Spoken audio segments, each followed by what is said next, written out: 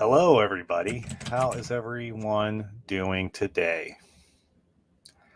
I'm doing good. Went to work out, ate, all that sort of stuff. Just a positive day. I am probably going to run. I want to. Why is this? This is so weird. Doing a Google search, and all of a sudden, something weird happened. I want to run a marathon here in the near future. And so we shall see how that goes. I've been doing it by at least running a couple miles a day. Today was leg day, so who knows how well that will happen. But first, I want to read the book of Job. And there's a lot of chapters in this one, yet the chapters are not as long. So while I read Genesis yesterday, and a lot of those chapters were in the 30s, and then you had some 50s and such. This one is 42 chapters with, I believe most of them are around 20 verses. So I'm also going to read the intro. And when I looked at what the amount of time it takes you to read the book, if you read the whole thing, it said roughly 2 hours. So we're going to keep to that and actually see how long it actually takes.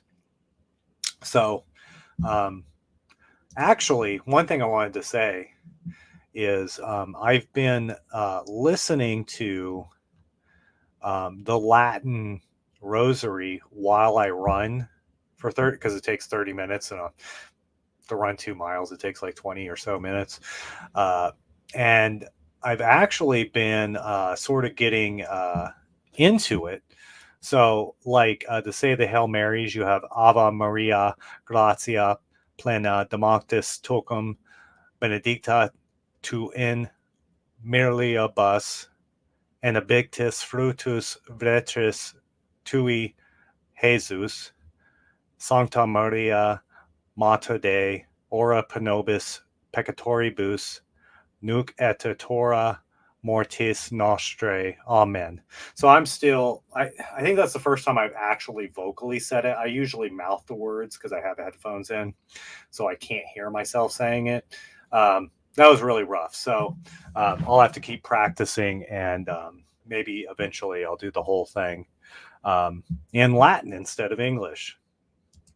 I actually took German while I was in college, and that wasn't actually that long ago.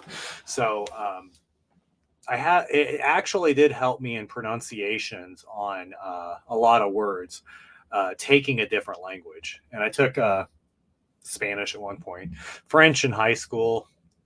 I don't remember how to speak any of them, but it's all right.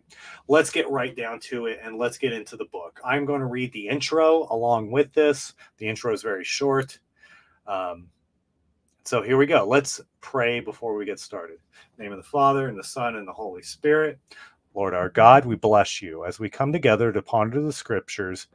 We ask you in your kindness to fill us with the knowledge of your will, so that pleasing you in all things we may grow in every good work. We ask this through Christ our Lord. Amen. So I am reading books in the Bible as a public display to encourage other people to also read the Bible. I don't think many people read the Bible as much as they should. You know, a lot of the times all you have to do is listen to them talk about certain stories, and they haven't really read anything but that, passage that they happen to be telling you about. And so, this is going to take 2 hours to read. Is it worth it? I mean, we shall see. Let's do it. Boom, here it is. So this is the book of Job. And we're reading it on the United States Conference of Catholic Bishops website. I actually like this translation. One thing I noticed when one of the books is they don't have verses that are not in the earliest manuscripts in this translation. You have to go down to the notes to then see why and then also read the verse. I would just rather have it there with a star saying what it is, but it is what it is. Here we go. Let's get started and enjoy reading this. So this is the book of Job. The book of Job, named after its protagonist, apparently not an Israelite, is an exquisite dramatic treatment of the problem of the suffering of the innocent. Yeah, that's a perfect explanation. The contents of the book, together with its artistic structure and elegant style, place it among the literary masterpieces of all time. This is a literary composition and not a transcript of historical events and conversations. The prologue provides the setting for Job's testing. When challenged by the Satan's questioning of Job's sincerity, the Lord gives leave for a series of catastrophes to afflict Job. 3 friends come to console him. Job breaks out in complaint, and a cycle of speeches begins. Job's friends insist that his plight can be a punishment for personal wrongdoings and an invitation from God to repent. Job rejects their inadequate explanation and challenges God to respond. A young bystander, Elihu, now delivers 4 speeches in support of the views of the 3 friends. In response to Job's plea that he be allowed to see God and hear directly the reason for his suffering, the Lord answers not by explaining divine justice, but by cataloguing the wonders of creation. Job is apparently content with this, and in epilogue, the Lord restores Job's fortune. The author or authors of the book are unknown.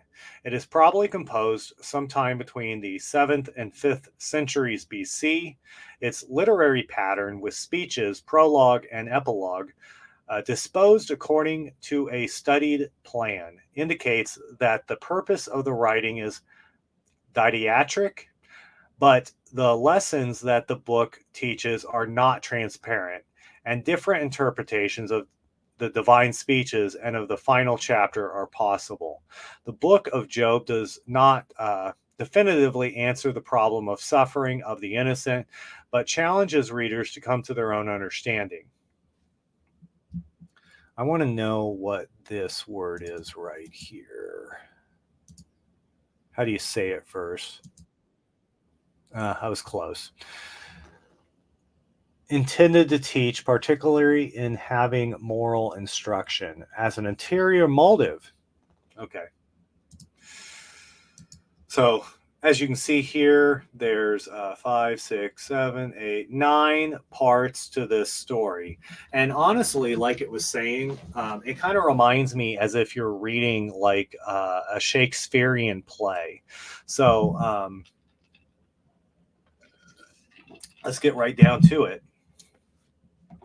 Or more accurately, not a Shakespearean, a Greek. Actually, if it was whatever time period it was saying, that might be around the time that plays were taking place in Greece. I'm not 100% sure. But yeah, let's start with chapter 1. If you happen to be in the stream, I would encourage you to say hello. So I know you're here. I'd love to hear from you. Let me type that out real quick.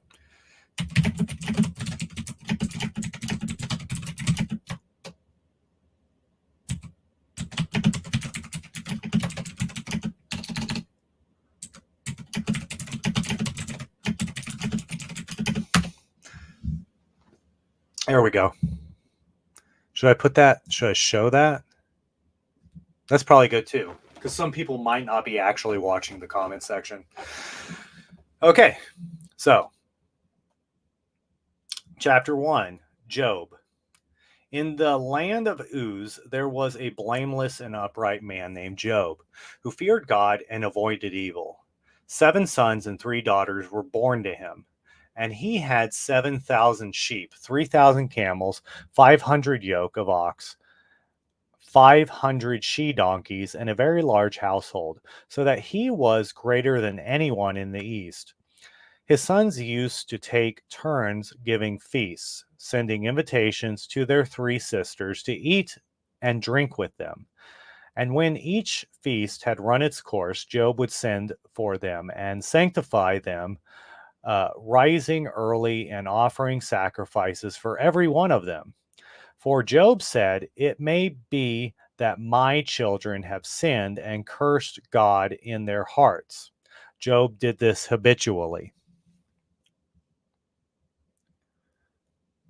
One day when the son of gods I messed that all up. One day when the sons of God came to present themselves before the Lord, the Satan also came among them. The Lord said to the Satan, "Where have you been?" Then the Satan answered the Lord and said, "Roaming the earth and patrolling it." The Lord said to the Satan, "Have you noticed my servant Job? There is no one on earth like him, blameless and upright, fearing God and avoiding evil." The Satan answered the Lord and said, "It is for nothing that Job is God-fearing. Have you not surrounded him and his family and all that he has with your protection? Have you blessed the work of his hands, and his livestock are spread over the land? But now put forth your hand and touch all that he has, and surely he will curse you to your face."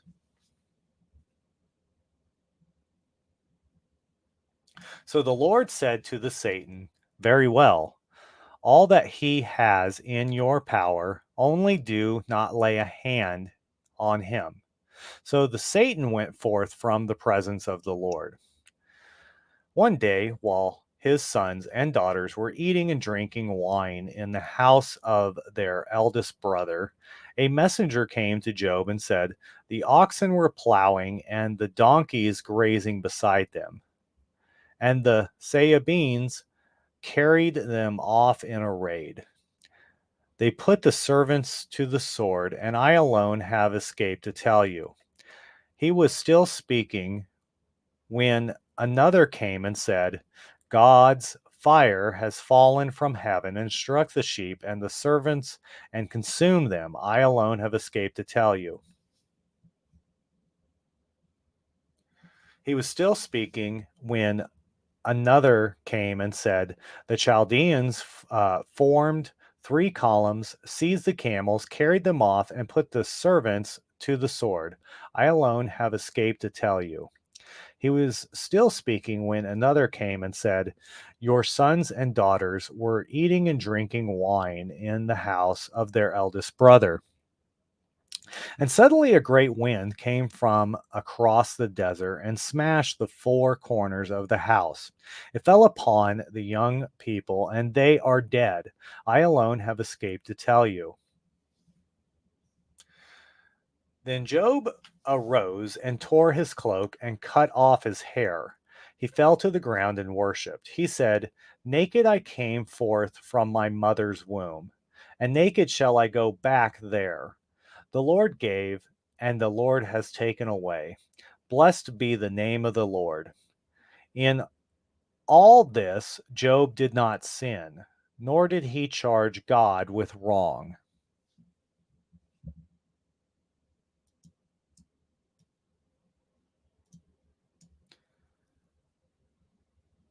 Job chapter 2. One day, when the sons of God came to present themselves before the Lord, the Satan also came with them. The Lord said to the Satan, "Where have you been?" Then the Satan answered the Lord and said, "Roaming the earth and patrolling it." The Lord said to the Satan, "Have you noticed my servant Job? There is no one on earth like him, blameless and upright, fearing God and avoiding evil." He still holds fast to his innocence, although you incited me against him to ruin him for nothing. The Satan answered the Lord and said, Skin for skin. All that a man has, he will give for his life. But put forth your hand and touch his bone and his flesh, then surely he will curse you to your face. And the Lord said to the Satan, He is in your power, only spare his life. So the Satan went forth from the presence of the Lord and struck Job with several boils from the soles of his feet to the crown of his head. He took a potsherd to scrape himself as he sat among the ashes. Then his wife said to him, Are you still holding to your innocence? Curse God and die. But he said to her, You speak as foolish women do. We accept good things from God. Should we not accept evil? Through all this, Job did not sin in what he said.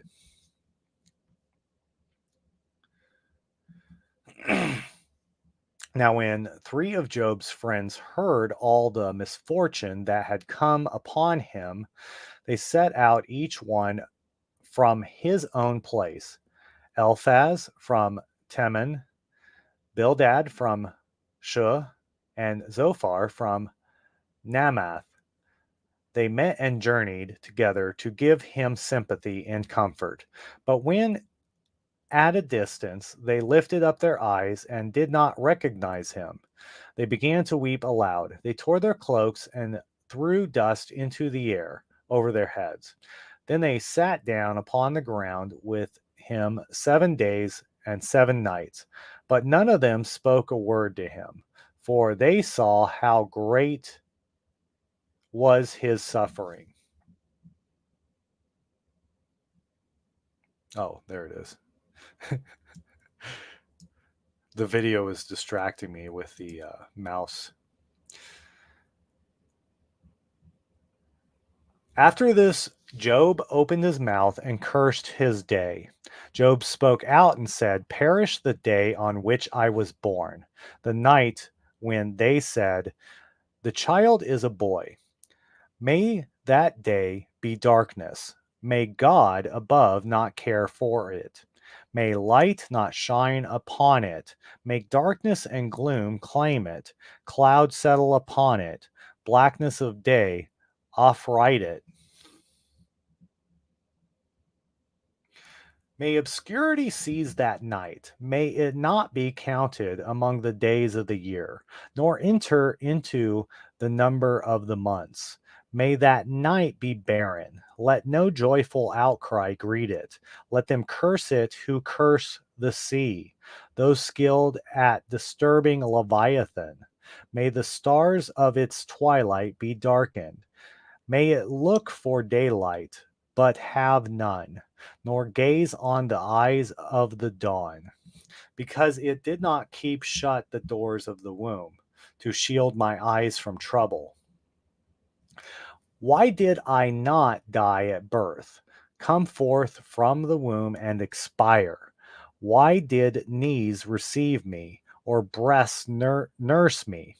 For then I should have lain down and been tranquil. Had I slept, I should then have been at rest with kings and counselors of the earth, who rebuilt what were ruins, or with princes who had gold and filled their houses with silver. Or why was I not buried away like a stillborn child, like babies that had never seen the light? There the wicked cease from troubling. There the weary are at rest. The captives are at ease together, and hear no overseer's voice. Small and great are there.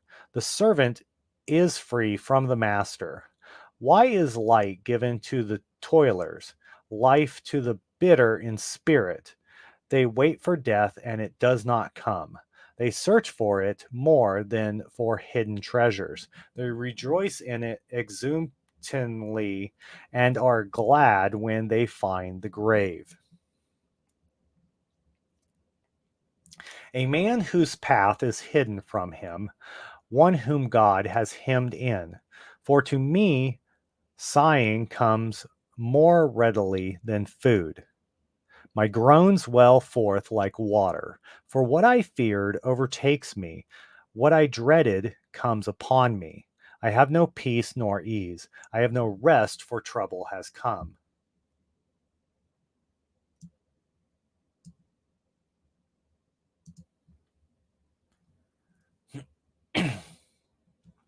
Then Eliphaz the Temanite answered and said, if someone attempts a word with you, would you mind? How can anyone refrain from speaking? Look, you have instructed many, and made firm their feeble hands. Your words have upheld the stumbler. You have strengthened faltering knees. But now that it comes to you, you are impatient. When it touches you, you are dismayed. Is it not your pity a source of confidence, and your integrity of life your hope? Reflect now what innocent person perishes. Where are the upright destroyed?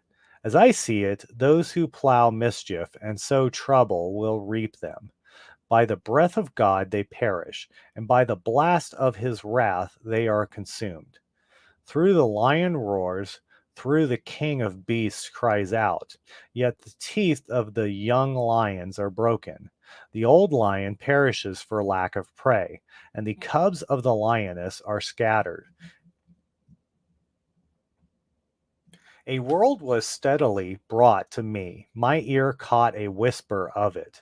In my thoughts during visions of the night, when deep sleep falls on mortals, fear came upon me, and shuddering that terrified me to the bone.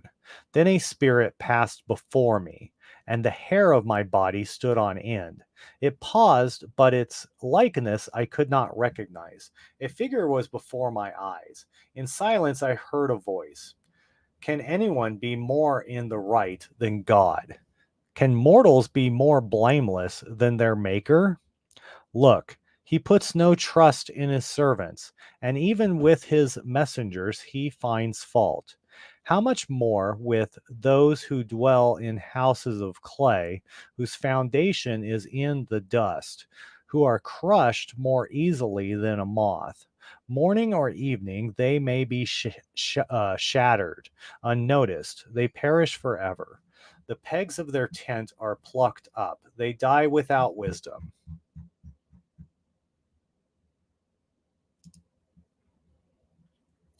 Call now, will anyone respond to you? To which of the holy ones will you turn? Surely impatience kills the fool, and in indignation slays the simpleton. I have seen a fool spreading his roots, but I cursed his household suddenly. May his children be far from safety. May they be crushed at the gate without a rescuer. What they have reaped may the hungry eat up, or God take away by blight, or the thirsty swallow their substance. For not from dust does mischief come, nor from the soil does trouble sprout. Human beings beget mischief, as sparks fly upward. In your place I would appeal to God, and to God I would state my plea.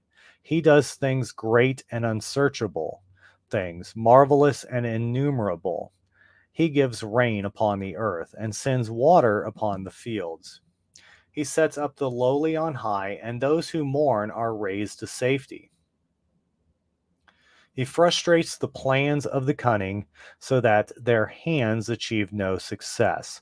He catches the wise in their own ruses, and designs on the crafty are routed. They meet with darkness in the daytime.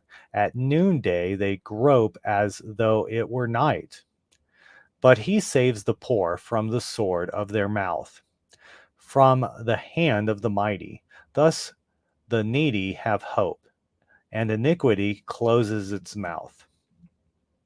Happy the one whom God reproves, the Almighty discipline, do not reject. For he wounds, but he binds up. He strikes, but his hands give healing. Out of 6 troubles he will deliver you, and at the 7th no evil shall touch you. In famine he will deliver you from death, and in war from the power of the sword. From the scourge of the tongue you shall be hidden, and you shall not fear approaching ruin. At ruin you at ruin and want you shall laugh. The beasts of the earth do not fear. With the stones of the field shall your covenant be, and the wild beast shall be at peace with you. And you shall know that your tent is secure. Taking stock of your household, you shall miss nothing. You shall know that your descendants are many, and your offspring like the grass of the earth. You shall approach the grave in full vigor, as a shock of grain comes in at its season. See, this we have searched out. So it is. This we have heard, and you should know. Oh, hello. Hello, hello indeed. This is Job chapter 6. Let me take a drink. Just a sip. Okay. Then Job answered and said, Ah, could my anguish but be measured, and my calamity laid with it in the scales? They would now outweigh the sands of the sea. Because of this, I speak without restraint. For the arrows of the Almighty are in me, and my spirit drinks in their poison. The terrors of God are arrayed against me. Does the wild donkey bray when it has grass? Does the ox low over its fodder? Can anything insipid be eaten without salt? Is there flavor in the white of an egg? I refuse to touch them. They are like loathsome food to me. Oh, that I might have my request, and that God would grant what I long for. Even that God would decide to crush me, that he would put forth his hand and cut me off. Then I should still have consolation and could exult through unremitting pain, because I have not transgressed the commands of the Holy One. What strength have I that I should endure? And what is my limit that I should be patient? Have I the strength of stones, or is my flesh of bronze? Have I no Have I no helper? And has my good sense deserted me? A friend owes kindness to one in despair, though he has forsaken the fear of the Almighty. My companions undependable as a wadi, as watercourses that run dry in the wadies.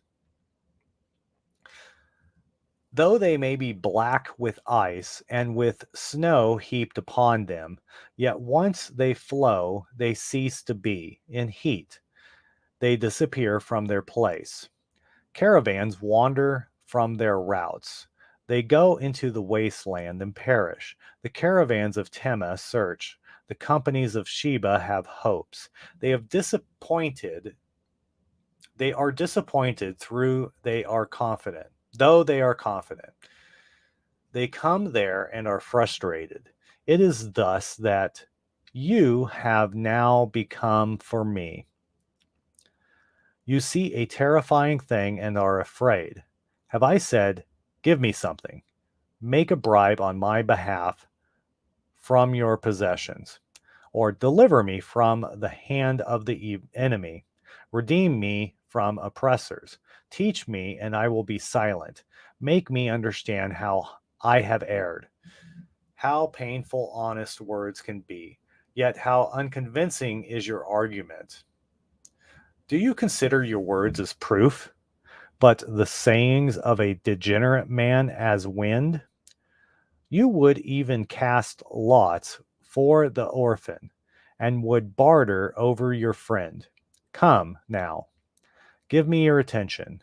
Surely I will not lie to your face. Think it over. Let there be no injustice. Think it over. I still am right.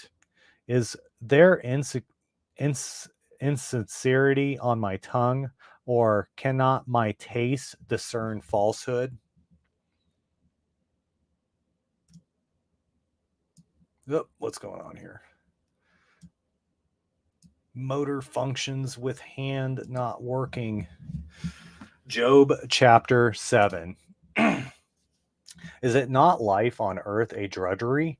Its days like those of a hireling, like a slave who longs for the shade, a hireling who waits for wages. So I have been assigned months of futility, and troubled nights have been counted off for me.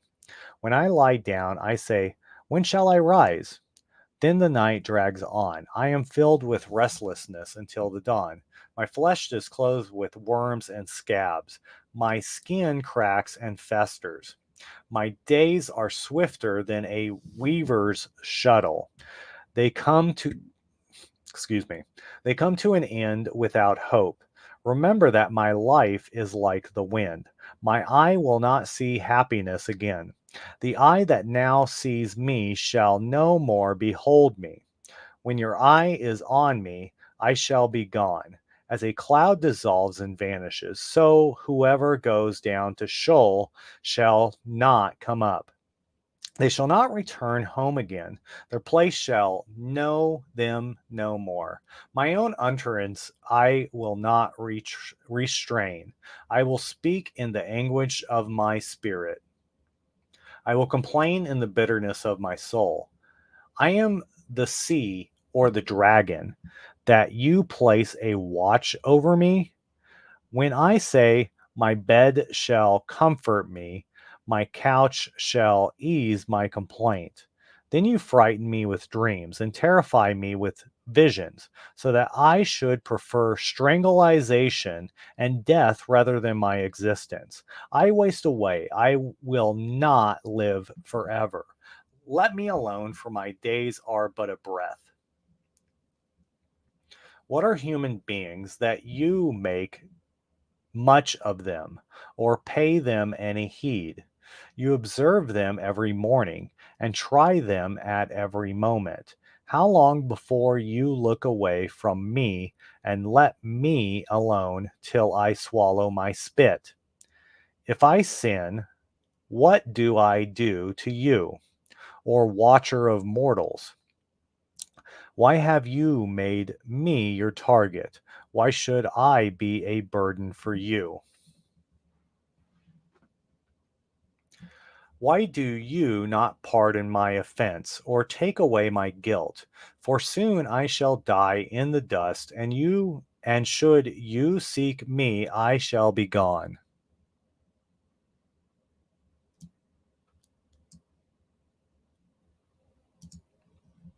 Job chapter 8. Beladad the Shushite answered and said, how long will you utter such things? The word from your mouth are a mighty wind. Does God pervert judgment? Does the Almighty pervert justice? If your children have sinned against him, and he has left them in the grip of their guilt, still, if you yourself have recourse to God and make supplication to the Almighty, should you be blameless and upright? Surely now he will rouse himself for you and restore your rightful home. Though your beginning was small, your future will flourish indeed. Inquire of the former generations. Pay attention to the experience of their ancestors, as we are but of yesterday and have no knowledge, because our days on earth are but a shadow. Will they not teach you and tell you and utter their words of understanding? Can the papyrus grow up without mire? Can the reed grass flourish without water? While it is yet green and uncut, it withers quicker than any grass. So is the end of everyone who forgets God, and so shall the hope of the godless perish. His confidence is but a gossamer thread. His trust is a spider's house. He shall lean upon his house, but it shall not stand. He shall cling to it, but it shall not endure. He thrives in full sun, and over his garden his shoots go forth. About a heap of stones his roots are entwined, among the rocks he takes hold. Yet if no one, oh, I messed that up. If one tears him from his place, it will disown him. I have never seen you. There he lies rotting beside the road, and out of the soil another sprouts. Behold, God will not cast away the upright, neither will he take the hand of the wicked. Once more will he fill your mouth with laughter and your lips with rejoicing. Those who hate you shall be clothed with shame, and the tent of the wicked shall be no more.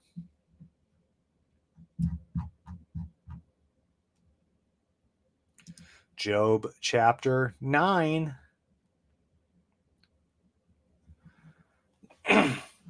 Then Job answered and said, I know well that it is so, but how can anyone be in the right before God? Should one wish to contend with him? He could not answer him once in 1,000 times. God is wise in heart and mighty in strength. Who has withstood him and remained whole? He removes the mountains before they know it. He overturns them in anger. He shakes the earth out of its place, and the pillars beneath it tremble. He commands the sun, and it does not rise. He seals up the stars. He alone stretches out the heavens and treads upon the back of the sea. He made the bear and Orion. I don't know how to say that. I'm just going to. I probably wreck words all the time, but sometimes it's like, just Pleiades. He made the bear and Orion, the Pleiades, and the constellations of the south. He does things great and unsearchable, things marvelous and innumerable. Should he come near me, I do not see him. Should he pass by, I am not aware of him. Should he seize me forcibly, who can resist? Who can say to him, what are you doing? He is God, and he does not relent. The helpers of Rahab bow beneath him. How then could I give him any answer, or choose out arguments against him? Even though I were right, I could not answer, but should rather beg for what was due me. If I appealed to him and he answered me, I could not believe that he would listen to me. With a storm he might overwhelm me and multiply my wounds for nothing. He would not allow me to draw breath, but might fill me with bitter griefs. If it be a question of strength, he is mighty, or of judgment, who will call him to account? Though I were right, my own mouth might condemn me. Were I innocent, it might put me in the wrong. I am innocent, but I cannot know it. I despise my life. It is all one. Therefore I say, both the innocent and the wicked he destroys. When the scourge slays suddenly, he scoffs at the despair of the innocent. The earth is given into the hands of the wicked. He covers the faces of its judges. If it is not he, who then is it? My days are swifter than a runner. They flee away. They see no happiness. They shoot by like skiffs of reed, like an eagle swooping upon its prey. If I say I will forget my complaining, I will lay aside my sadness and be of good cheer, then I am in dread of all my pains. I know that you will not hold me innocent. It is I who will be accounted guilty. Why then should I strive in vain? If I should wash myself with soap and cleanse my hands with lye, yet you would plunge me in the ditch, so that my garments would abhor me. For he is not a man like myself, that I should answer him, that we should come together in judgment. Would that there be an arbiter between us, who could lay his hand upon us both, and withdraw his rod from me, so that his terrors did not frighten me, that I might speak without being afraid of him, since this is not the case with me. I loathe my life.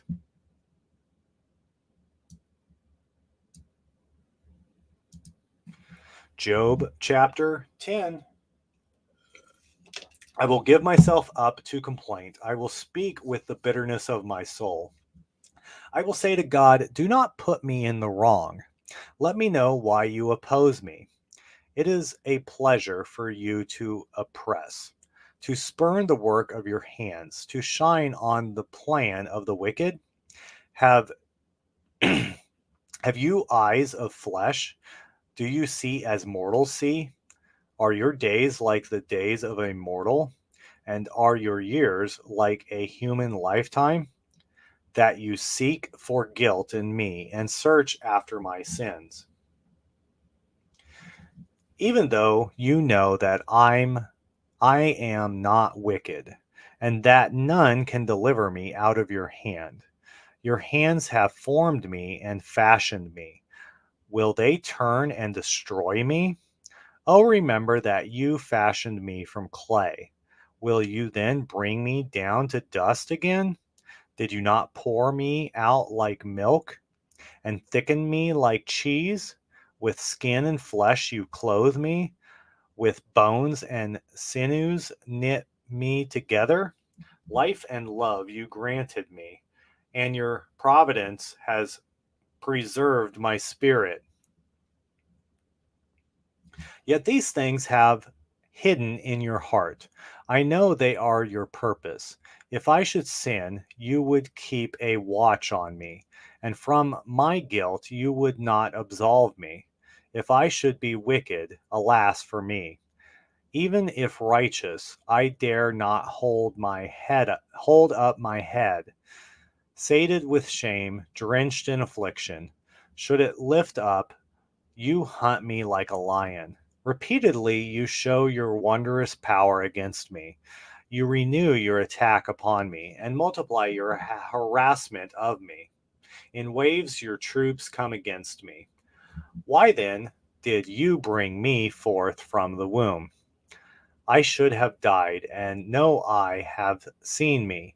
I should be as though I had never lived. I should have been taken from the womb to the grave. Are not my days few? Stop. Let me alone, that I may recover a little. Before I go whence I shall not return. To the land of darkness and of gloom, the dark, disordered land where darkness is the only light. It looks like we're about a quarter of the way through.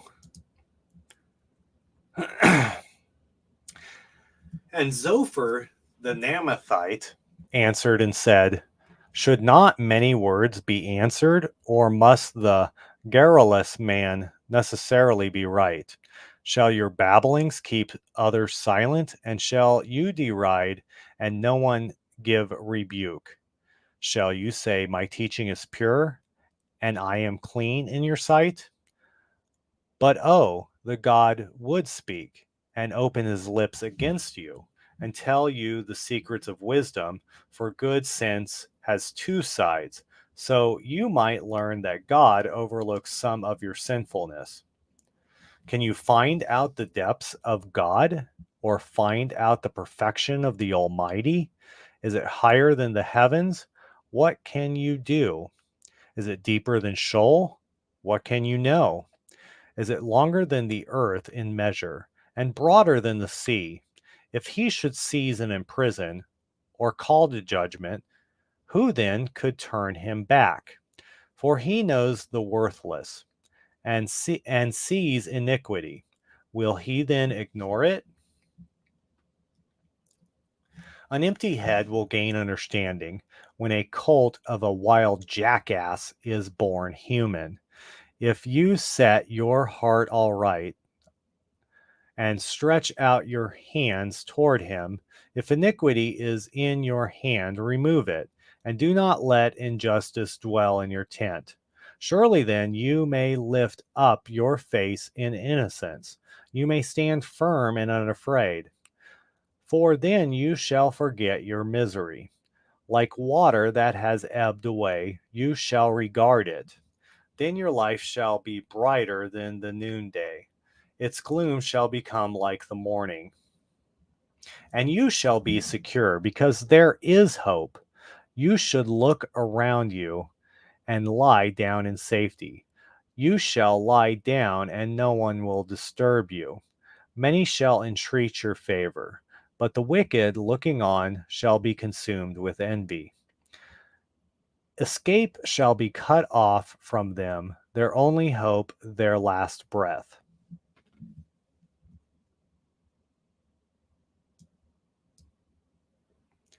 Job chapter 12.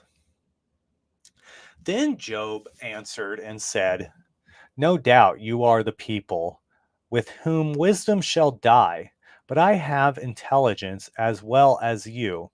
I do not fall short of you, for who does not know such things as these?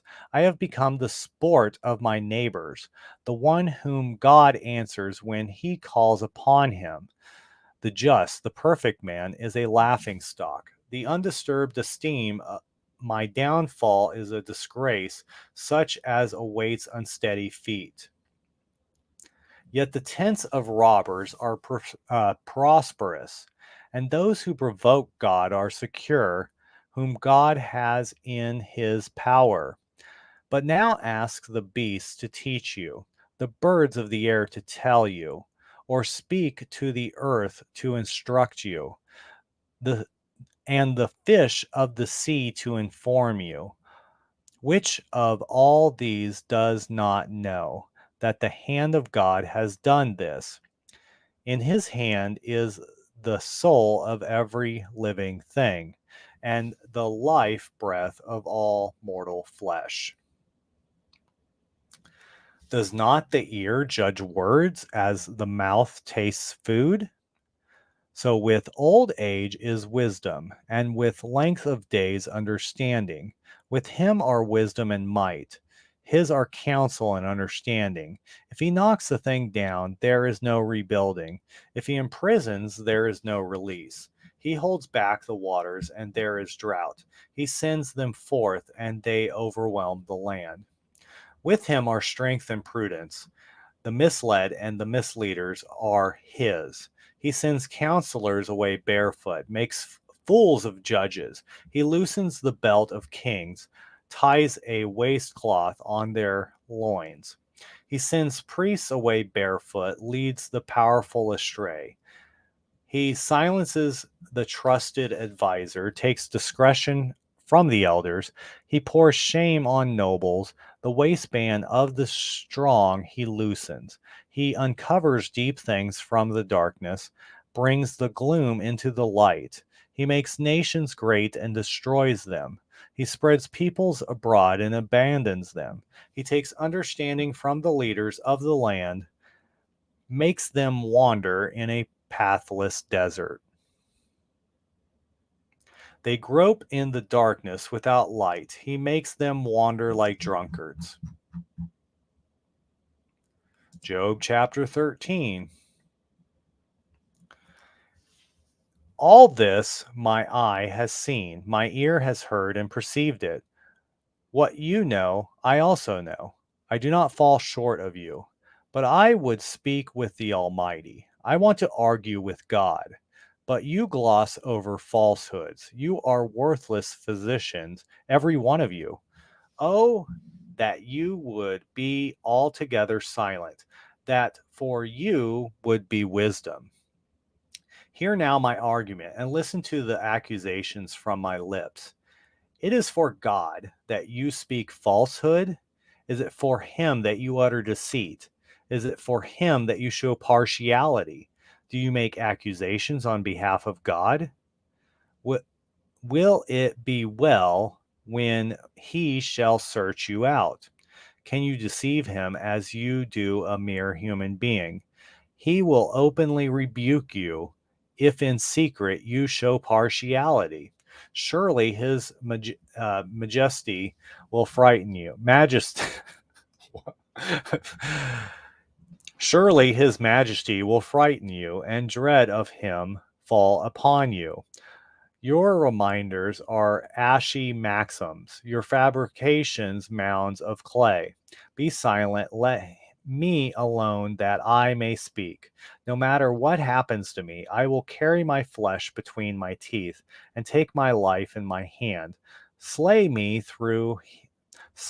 though he might, I will wait for him. I will defend my conduct before him. This shall be my salvation. No impious man can come into his presence. Pay close attention to my speech. Give my statement a hearing. Behold, I have prepared my case. I know that I am in the right. If anyone can make a case against me, then I shall be silent and expire. Two things only do not use against me. Then from your presence I need not hide. Withdraw your hand far from me. Do not let the terror of you frighten me. Then call me and I will respond. Or let me speak first and answer me. What are my faults and my sins?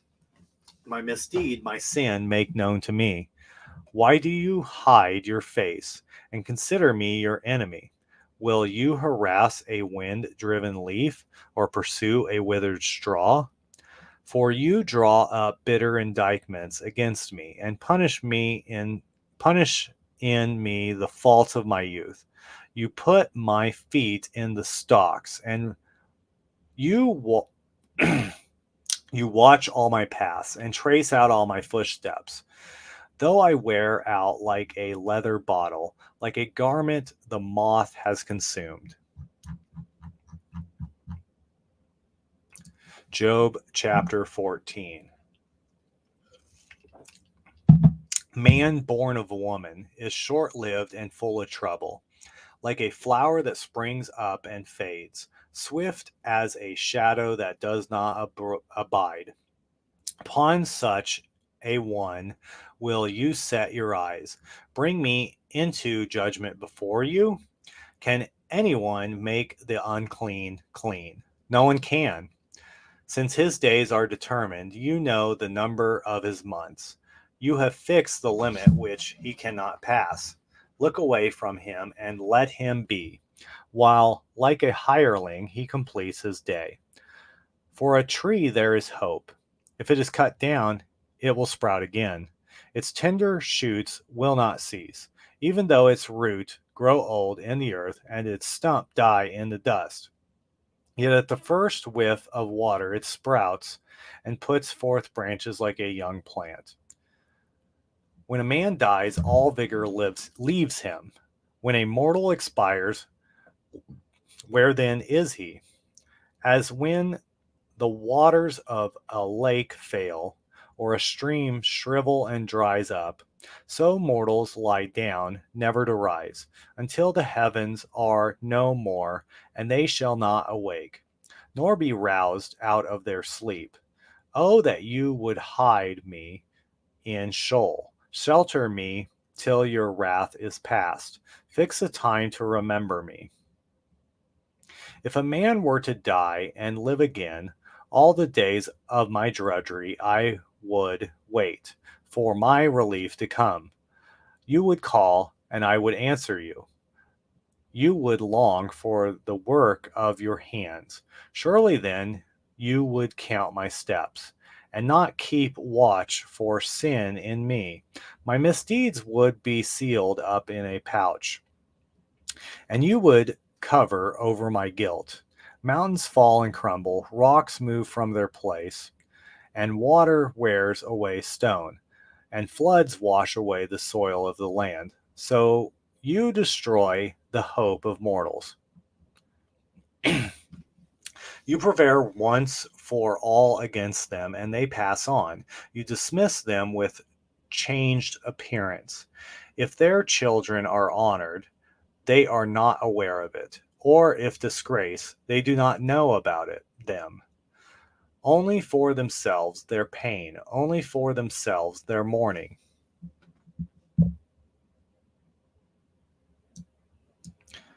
Job chapter 15. Then Eliphaz the Temanite answered and said, does a wise man answer with windy opinions, or puff himself up with the east wind? Does he argue in speech that does not avail, and in words that are to no profit? You, in fact, do away with piety.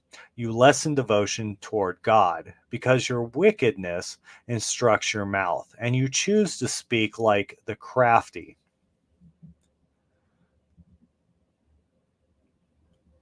Your own mouth condemns you, not I. Your own lips refute you. Were you the first to be born? Were you brought forth before the hills? Do you listen in on God's counsel and restrict wisdom to yourself? What do you know that we do not know, or understand what we do not? There are gray-haired old men among us, more advanced in years than your father. Are the consolations of God not enough for you, and speech that deals gently with you? Why does your heart carry you away, and why does your eyes flash, so that you turn your anger against God, and let such words escape your mouth? How can any mortal be blameless, anyone born of women be righteous? If in his holy ones God places no confidence, and if the heavens are not without blame in his sight, how much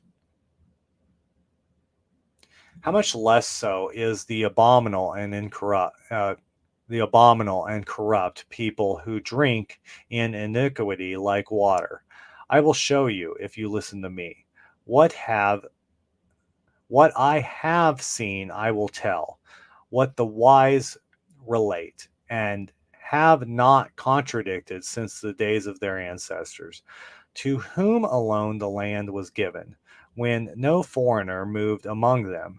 The wicked is in torment all his days, and limited years are in store for the ruthless. The sound of terrors in his ears, when all preposterous a spoil comes upon him. He despairs of escaping the darkness and looks ever for the sword, a wanderer, food for vultures. He knows destruction is imminent. A day of darkness fills him with dread. Distress and anguish overpower him, like a king expecting an attack, because he has stretched out his hand against God and arrogantly challenged the Almighty, rushing defiantly against him with the stout bosses of his shields. Although he has covered his face with his crassness, padded his loins with blubber, he shall dwell in ruined cities, in houses that are deserted, crumbling into rubble. He shall not be rich, his possessions shall not endure, his property shall not spread over the land. A flame shall sear his early growth, and with the wind his blossoms shall disappear. Let him not trust in his height misled, even though his height be like the palm tree. He shall wither before his time. His branches no longer green. He shall be like a vine that sheds its grapes unripened, like an olive tree casting off its blossom. For the breed of the impious shall be sterile, and fire shall consume the tents of extortioners. They conceive malice, bring forth deceit, give birth to fraud.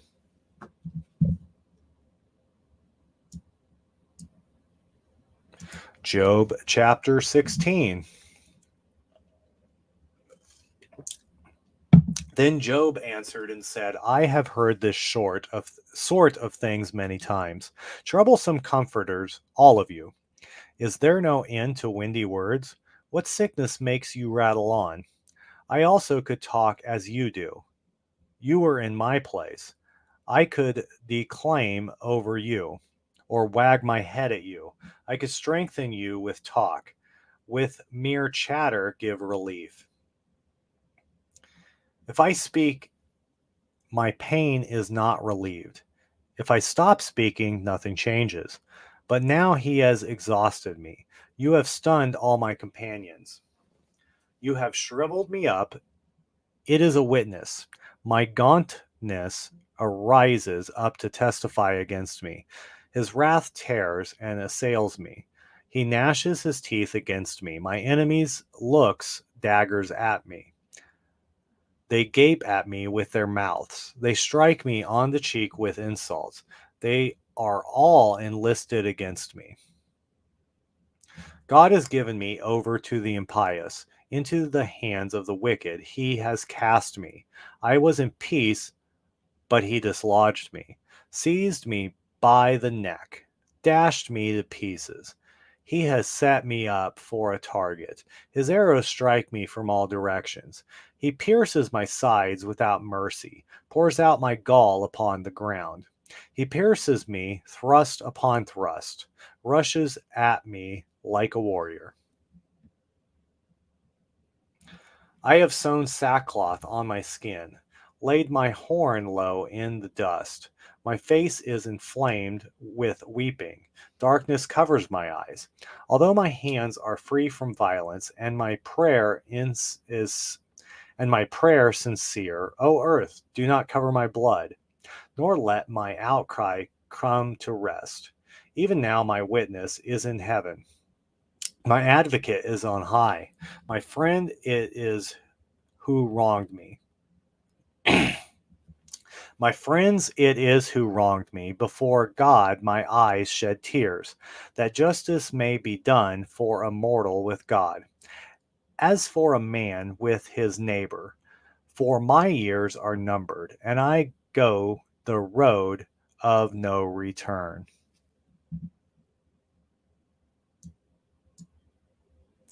Job chapter 17. My spirit is broken, my days finished, my burial at hand. Surely mockers surround me at their provocation. My eyes grow dim. Put up a pledge for me with you. Who is it? Who is there to give surety for me? You darken their minds to knowledge. Therefore you shall not exalt them. For a share of property he informs my friends, while the eyes of his children go dim. I am made a byword of the people. I am one at whom people spit. My eyes are blind with anguish, and my whole frame is like a shadow. The upright are astonished at this, the innocent aroused against the wicked. The righteous hold to its way. The one with clean hands increases in strength. But turn now and come on again. I do not find a wise man among you. My days pass by, my plans are at an end. The yearning of my heart. They would change the night into day. Where there is darkness, they talk of approaching light. If my only hope is dwelling in Sheol and spreading my couch in darkness, if I am to say to the pit, You are my father, and to the worm, My mother, my sister, where then is my hope, my happiness? Who can see it? Will they descend with me into Sheol? Shall we go down together into the dust?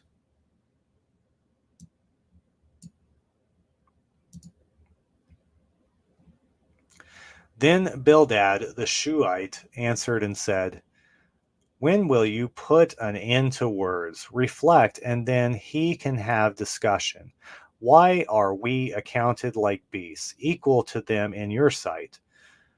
You who tear yourself in your anger, shall the earth be neglected on your account, or the rock be moved out of its place? Truly the light of the wicked is extinguished. The flame of his fire casts no light. In his tent light is darkness. The lamp above him goes out. His vigorous steps are hemmed in. His own counsel casts him down. A net catches him by the feet. He wanders into a pitfall. A trap seizes him by the heel. A snare lays hold of him. A noose is hidden for him on the ground. A netting for him on the path. On every side, terrors frighten him. They harry him at each step. His strength is famished. Disaster is ready at his side. His skin is eaten to the limbs. The firstborn of death eats his limbs. He is plucked from the security of his tent and marched off to the king of terrors. Fire lodges in his tent. Over his abode, brimstone is scattered. Below his roots dry up, and above his branches wither. His memory perishes from the earth, and he has no name in the countryside. He is driven from light into darkness, and banished from the world. He has neither offshoot nor offspring among his people, nor survivor where once he dwelt. Those who come after shall be appalled at his fate. Those who went before are seized with horror. So then it with the dwelling of the impious, such is the place of the one who does not know God.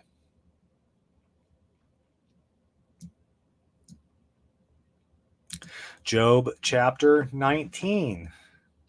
Then Job answered and said, How long will you afflict my spirit, grind me down with words? These 10 times you humiliated me, have assailed me without shame. Even if it were true that I am at fault, my fault would remain with me. If you exalt yourselves at my expense and use my shame as an argument against me, know then that it is God who has dealt unfairly with me and compassed me round with his net. If I cry out violence, I am not answered. I shout for help, but there is no justice. He has barred my way, and I cannot pass, veiled my path in darkness.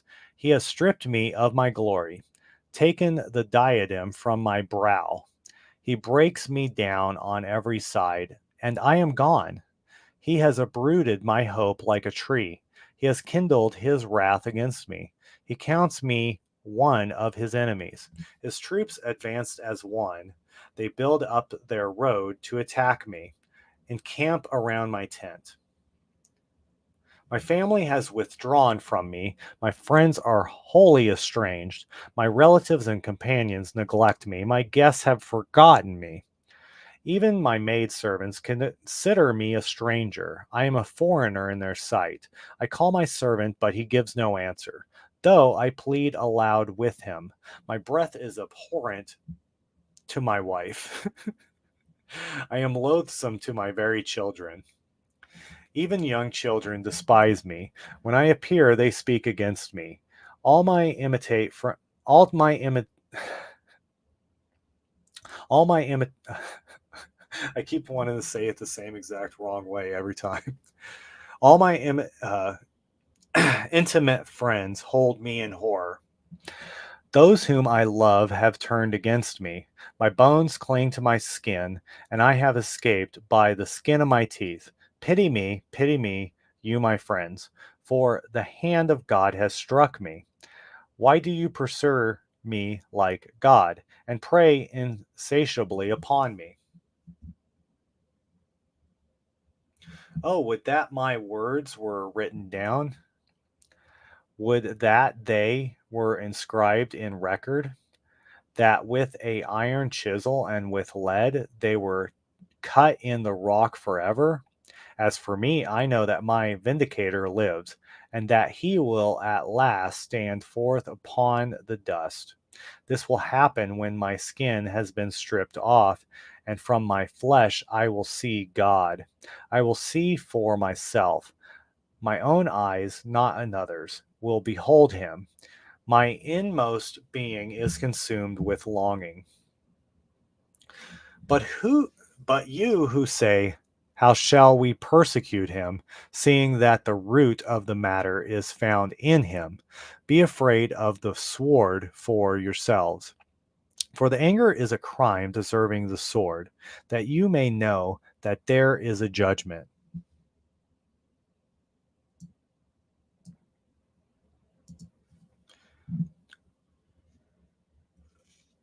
Job chapter 20. Then Zophar the Naamathite answered and said, so now my thoughts provide an answer for me because of the feelings within me. A rebuke that puts me to shame I hear, and from my understanding a spirit gives me a reply. Do you know this from of old? Since human beings were placed upon the earth, the triumph of the wicked is short, the joy of the impious but for a moment. Though his pride mount up to the heavens, and his head reach to the clouds, he perishes forever like the dung he uses for fuel. And onlookers say, where is he? Like a dream, he takes flight and cannot be found. He fades away like a vision of the night. The eye which saw him does so no more, nor shall his dwelling again behold him. His sons will restore the poor, and his hands will yield up his riches.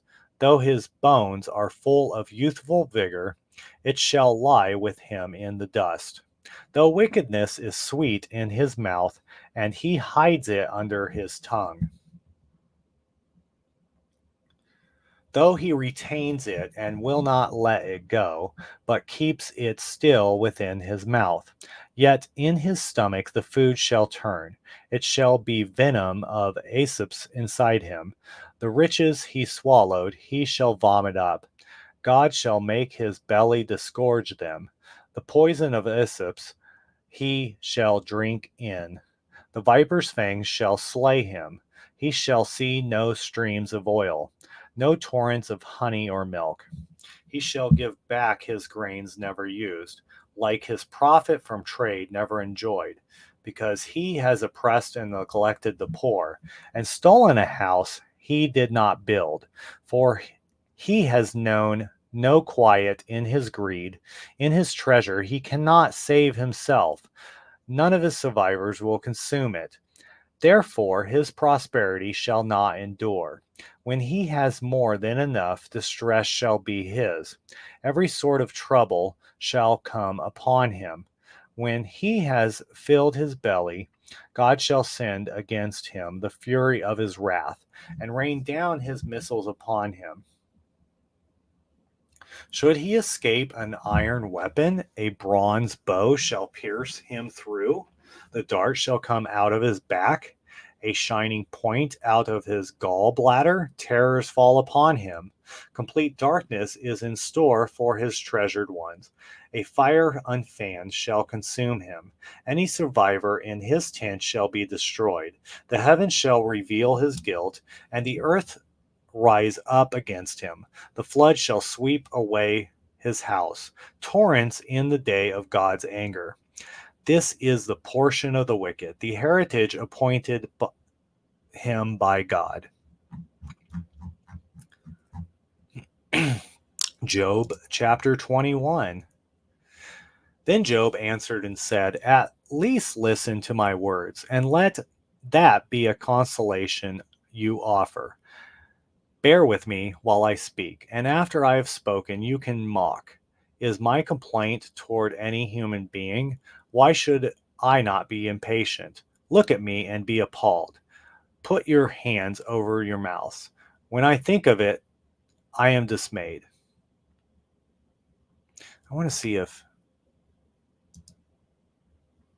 I like it a little bit bigger. And shuddering seizes my flesh.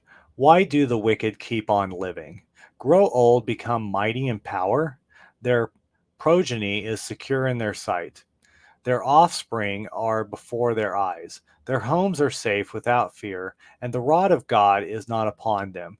Their bulls breed without fail. Their cows calve, and do not miscarry. They let their young run free like sheep, and their children skip about. They sing along with drum and lyre, and make merry to the sound of the pipe. They live out their days in prosperity, and tranquility go down to Sheol. Yet they say to God, depart from us, for we have no desire to know your ways. What is the Almighty that we should serve him? And what do we gain by praying to him? Their happiness is not in their own hands. The designs of the wicked are far from me. Oh, okay, there we are. How often is the lamp of the wicked put out? How often does destruction come upon them? The portion God allots in his anger? Let them be like straw before the wind, like chaff the storm carries away. God is storing up the man's misery for his children. Let him uh, let him requite the man himself so that he knows it. Let his own eyes behold his calamity, and wrath of the Almighty let him drink. For what interest has he in his family after him, when the number of his months is finished? Can anyone teach God knowledge, seeing that he judges those on high? One dies in his full vigor, wholly at ease and content. His figure is full and nourished. His bones are moist with marrow. Another dies with a bitter spirit, never having tasted happiness. Alike they lie down in the dust, and worms cover them both. See, I know your thoughts and the arguments you plot against me. For you say, where is the house of the great, and where the dwelling place of the wicked? Have you not asked the wayfarers? And do you not acknowledge the witness they give? On the day of calamity, the evil man is spared. On the day that wrath is released, who will charge him to his face about his conduct? And for what he has done, who will repay him? He is carried to the grave, and the tomb, and at his tomb they keep watch. Sweet to him are the clods of the valley. All humankind will follow after him, and countless others before him. How empty the consolation you offer me, consolation you offer me. Your arguments remain a fraud.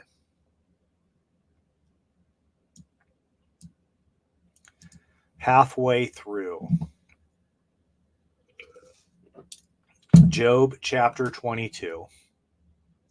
Then Eliphaz the Temanite answered and said, can a man be profitable to God? Can a wise man be profitable to him? Does it please the Almighty that you are just? Does he gain if your ways are perfect? Is it because of your piety that he reproves you, that he enters into judgment with you? Is it not your wickedness great, your iniquity endless? You keep your relatives' goods and pledge unjustly. Leave them stripped naked of their clothing. To the thirsty you give no water to drink, and from the hungry you behold bread, as if the land belonged to the powerful, and only the privileged could dwell in it. You send widows away empty-handed. Widows. You send You sent widows away empty-handed, and the resources of orphans are destroyed. Therefore snares are round about you. Sudden terror makes you panic, or darkness you cannot see. A deluge of waters covers you. Does not God in the heights of the heavens behold the top of the stars, high though they are? Yet you say, what does God know? Can he judge through the thick darkness?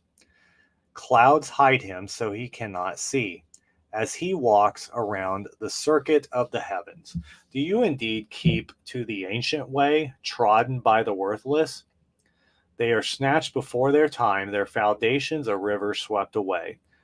They said to God, let us alone. And what can the Almighty do to us? Yet he had filled their houses with good things. The designs of the wicked are far from me. They just look on and are glad. The innocent deride them. Truly our enemies are destroyed, and what was left to them fire has consumed. Settle with him and have peace. That you that way good shall come to you. Receive instruction from his mouth and place his words in your heart.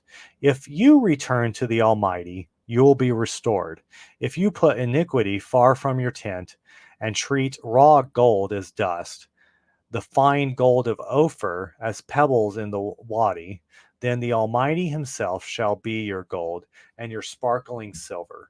For then you shall delight in the Almighty, and you shall lift up your face toward God. Entreat him, and he will hear you, and your vows you shall fulfill. What you decide shall succeed for you, and upon your ways light shall shine. For when they are brought low, you will say, it is pride.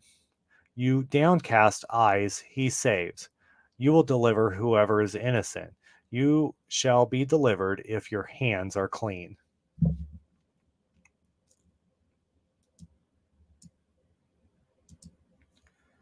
Job chapter 23. Then Job answered and said, today especially my complaint is bitter. His hand is heavy upon me in my groanings. Would that I knew how to find him, that I might come to his dwelling. I would set out my case before him, fill my mouth with arguments. I would learn the words he would answer me. Answer under I would learn the words he would answer me. Understand what he would say to me. Would he contend against Would he contend against me with his great power? No, he himself would heed me.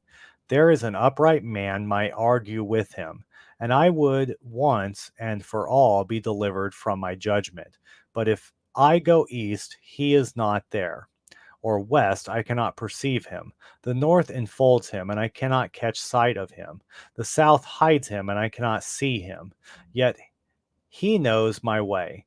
If he tested me, I should come forth like gold. My foot has always walked in his steps. I have kept his way and not turned aside. From the commands of his lips I have not departed. The words of his mouth I have treasured in my heart. But once he decides, who can contradict him? What he desires, what he does. For he will carry out what is appointed for me, and many such things he has in store. Therefore, I am terrified before him. When I take thought, I dread him. For it is God who has made my heart faint, the Almighty who has terrified me. Yes, would that I had vanished in darkness, hidden by the thick gloom before me.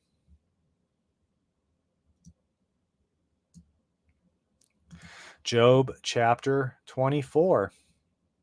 Why are times not set by the Almighty? And why do his friends not see his days? People remove landmarks. They steal herds and pasture them. The donkeys of orphans they drive away. They take the widow's ox for a pledge. They force the needy off the road. All the poor of the land are driven into hiding, like wild donkeys in the wilderness. They go forth to their task of seeking prey. The steppe provides food for their young. They harvest fodder in the field and glean in the live yard of the wicked. They pass the night naked, without clothing. They have no covering against the cold. They are drenched with rain from the mountains, and for want of shelter they cling to the rock. Orphans are snatched from the breast. Infants of the needy are taken in pledge. They go about naked without clothing, and famished they carry the sheaves. Between the rows they press out the oil. They tread the wine presses, yet are thirsty. In the city, the dying groan, and the souls of the wounded cry out. Yet God does not treat it as a disgrace. They are rebels against the light. They do not recognize its ways. They do not stay in its paths. When there is no light, the murderer rises to kill the poor and needy. In the night, he acts like a thief. The eye of the adulterer watches for the twilight. He says, "No eye will see me." He puts a mask over his face. In the darkness, he breaks into houses. By day, they shut themselves in. They do not know the light. Indeed, for all of them, morning is deep darkness. Then they recognize the terrors of deep darkness. He is swift on the surface of the water. Their portion in the land is accursed. They do not turn aside by way of the vineyards. Drought and heat snatch away the snow waters. Shoal, those who have sinned. May the womb forget him. May the womb forget him. May the worm find him sweet. May he no longer be remembered. And may wickedness be broken like a tree. May his companion be barren, unable to give birth. May his widow not prosper. He sustains the mighty by his strength. To him who rises without assurance of his life, he gives safety and support, and his eyes are on their ways. They are exalted for a while and then are no more. Laid low, like everyone else, they are gathered up.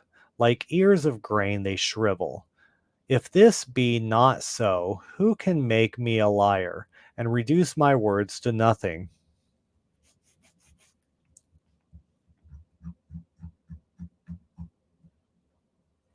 Job chapter 25.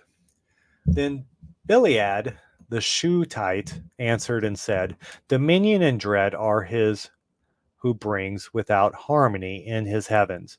Is there any numbering of his troops? Yet on which of them does his light not rise? How can anyone be in the right against God? Or how can any born of woman be innocent? Even the moon is not bright, and the stars are not clean in his eyes. How much less a human being who is but a worm, a mortal who is only a maggot?" Job chapter 26. Then Job answered and said, "What help you give to the powerless, what strength to the feeble arm. How you give counsel to one without wisdom. How profuse is the advice you offer. With whose help have you uttered those words? Whose breath comes forth from you? The shades beneath wreath in terror. The waters and their inhabitants. Naked before him is Sheol, and Abaddon has no covering. He stretches out Zapharon over the void and suspends the earth over nothing at all. He binds up the waters in his clouds, yet the cloud is not split by their weight. He holds back the appearance of the full moon by spreading its clouds before it. He has marked out a circle on the surface of the deep as a boundary of light and darkness. The pillars of the heavens tremble and are stunned at his thunderous rebuke. By his power he stilled sea. By his skill he rushed Rahab. By his wind the heavens were made clear. By his hand pierced the fleeting serpent. Lo, these are but the outlines of his ways. And what a whisper of a word we hear of him. Who can comprehend the thunder of his power?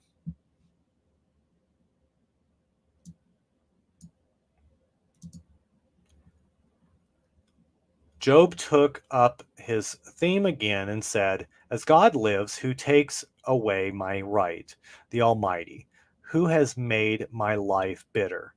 So long as I still have life breath in me, the breath of God in my nostrils, my lips shall not speak falsehood, nor my tongue utter deceit. Far be it from me to account you right. Till I die, I will not renounce my innocence. My justice I maintain, and I will not relinquish it. My heart does not reproach me for any of my days. Let my enemy be as the wicked, and my adversary as the unjust. For what hope has the impious when he is cut off? When God requires his life, will God then listen to his cry? When distress comes upon him, if he delights in the Almighty and calls upon God constantly, I will teach you what is in God's hand, and the way of the Almighty I will not conceal. Look, you yourselves have all seen it. Why do you spend yourselves in empty words?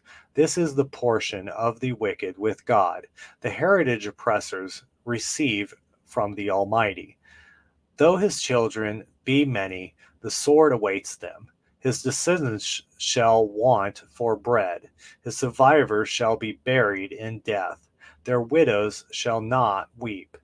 Though Though he heave up silver like dust, and store away mounds of clothing, what he has stored the righteous shall wear, and the innocent shall divide the silver. He builds his house as of cobwebs, or like a booth put up by a watchman. He lies down a rich man, at least at one last time. He opens his eyes, nothing is there. Terrors flood over him like water. At night the tempest carries him off. The east wind seizes him, and he is gone. It sweeps him from his place. It hurls itself at him without pity, as he tries to flee from its power. It clamps his hands at him and whistles at him from its place.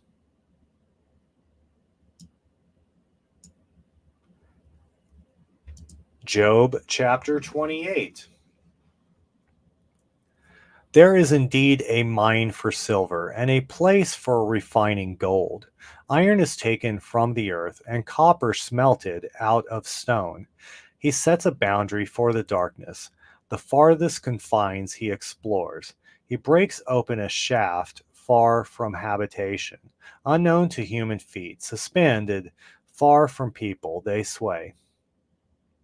The earth, though, out of it comes forth bread in its fiery upheaval underneath. Its stones are the source of lapis lazuli, and there is gold in its dust. The path no bird of prey knows, nor has the hawk's eye seen it. The proud beasts have not trodden it, nor has the lion gone that way.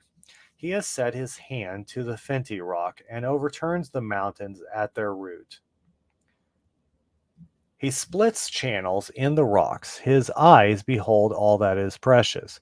He dams up the sources of the streams and brings hidden things to light. As for wisdom, where can she be found? Where is the place of understanding? Mortals do not know her path, nor is she to be found in the land of the living. The deep says, she is not in me, and the sea says, she is not with me.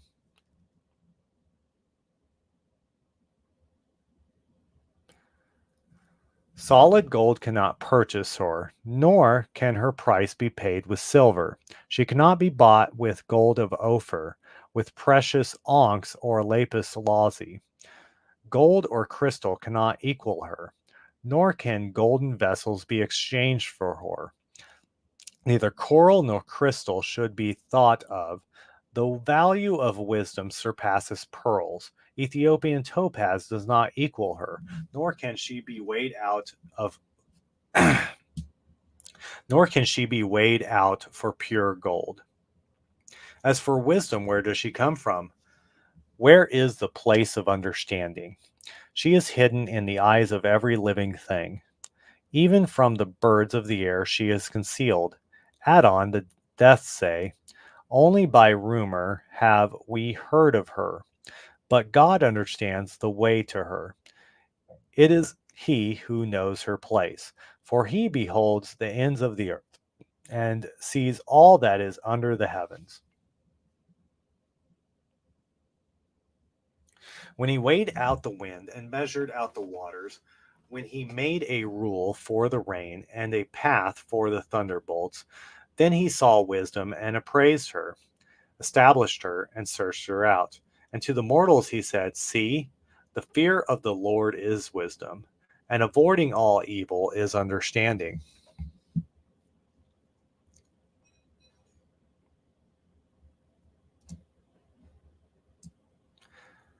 All right. Job chapter 29.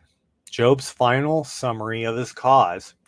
So basically, what happens now is I think Job has a couple chapters where he has his final speech, basically.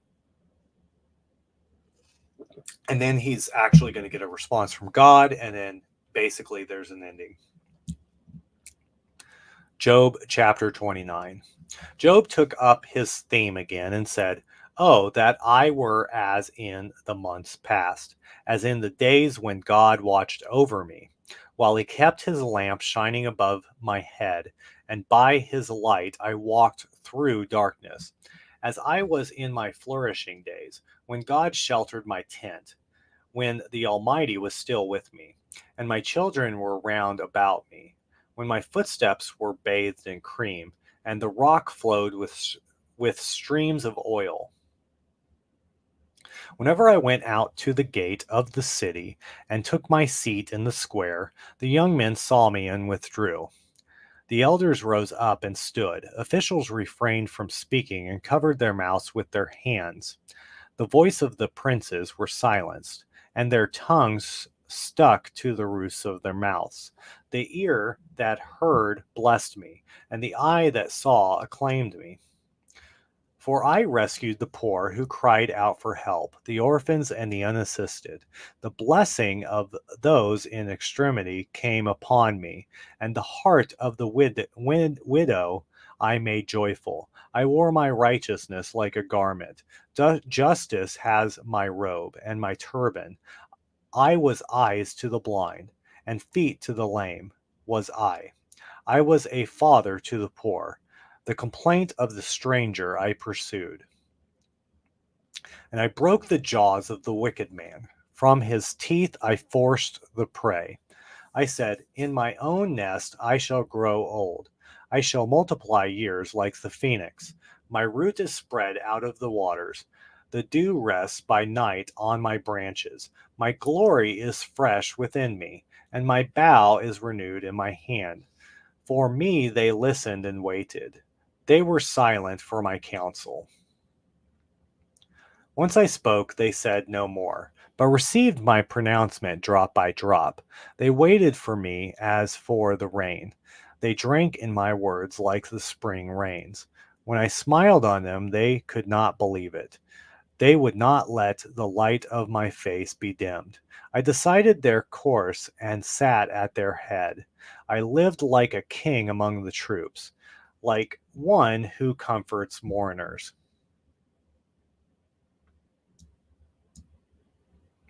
Job chapter 30. But now they hold me in desertion, who are younger than I, whose fathers I should have disdained to rank with the dogs of my flock. Such strength as they had meant nothing to me. Their vigor had perished. In want and in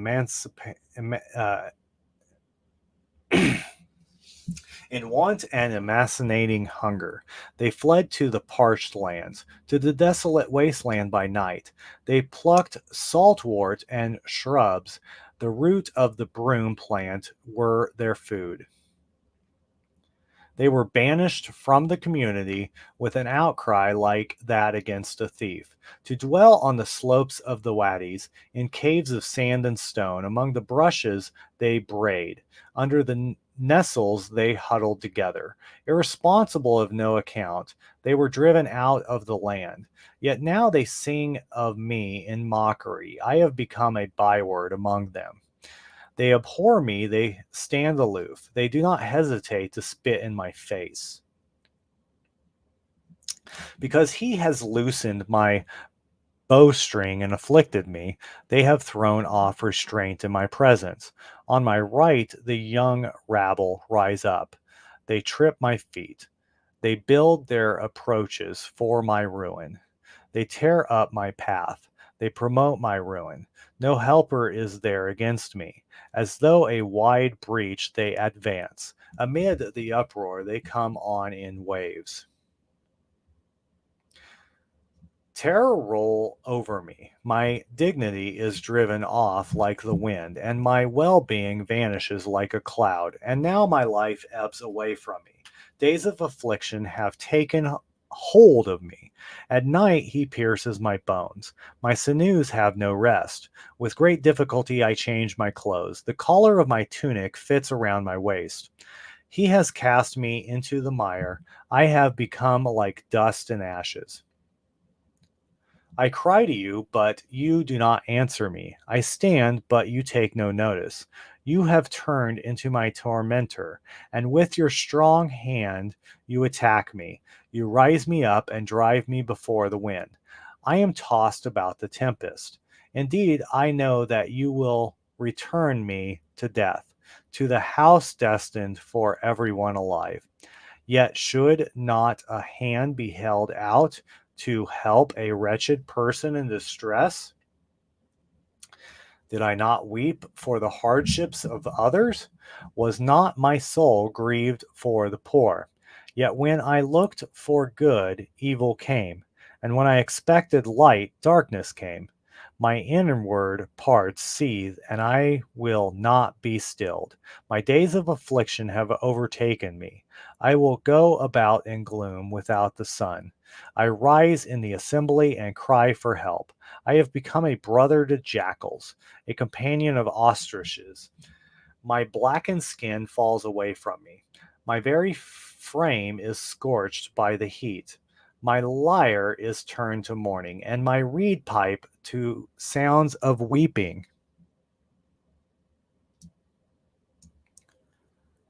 Job chapter 31. I made a covenant with my eyes, not to gaze upon a virgin. What portion comes from God above? What heritage from the Almighty on high? Is it not the calamity for the unrighteous, a woe for evildoers? Does he not see my ways and number all my steps? If I have walked in falsehood and my foot has hastened my deceit, let God weigh me in the scales of justice. Thus will he know my innocence. And my steps have turned out the way, and my heart has followed my eyes, or any stain clings to my hands. Then I may sow, but another eat, and may my produce be rooted up. If my heart has been enticed toward a woman, and I have lain in wait at my neighbor's door, then may my wife grind for another, and may others kneel over her, for that would be heinous, a crime to be condemned, a fire that would consume down to Abaddon till it uprooted all my crops. Had I refused justice to my manservant or to my maidservant when they had a complaint against me, what then should I do when God rises up? What could I answer when he demands an account? Did not he who made me in the belly make him? Did not the same one fashion us in the womb? If I have denied any that the poor desired, or allowed the eyes of the widow to languish, while I ate my portion alone, with no share of with no share in it for the fatherless, though like a father, he has reared me from my youth, guiding me even from my mother's womb. If I have seen a wanderer without clothing, or a poor man without covering, whose limbs have not blessed me, when warmed with the fleece of my sheep, I have raised my hand against the innocent, because I saw that I had supporters at the gate. Then may my arm fall from the shoulder, my forearm be broken at the elbow. For I dread calamity from God, and his majesty will overpower me. Had I put my trust in gold, or called fine gold my security, or I had rejoiced that my wealth was great, or that my hand had acquired abundance, had I looked upon the light as it shone, or the moon in the splendor of its progress, and had my heart been secretly enticed to blow them a kiss with my hand, this too would be a crime for condemnation, for I should have denied God above. I had rejoiced at the destruction of my enemy, or exulted when evil came upon him, even though I had not allowed my mouth to sin by invoking a curse against his life, had not the men of my tent exclaimed, "Who has not been filled with his meat? No stranger lawed in the street." For I opened my door to wayfarers. Had I, all too human, hidden my sins and buried my guilt in my bosom, because I feared the great multitude, and the scorn of the clans terrified me, then I should have remained silent and not come out of the doors. Of that, I had one Oh, that I had one to hear my case. Here is my signature. Let the Almighty answer me. Let my accuser write out his indictment.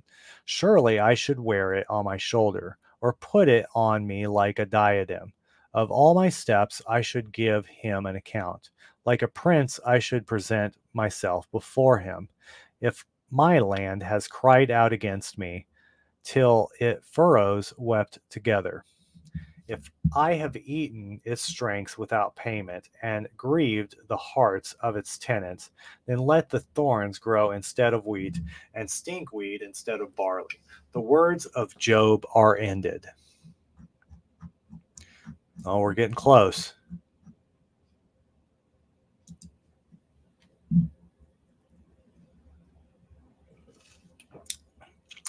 Elihu's speeches, Job chapter 32.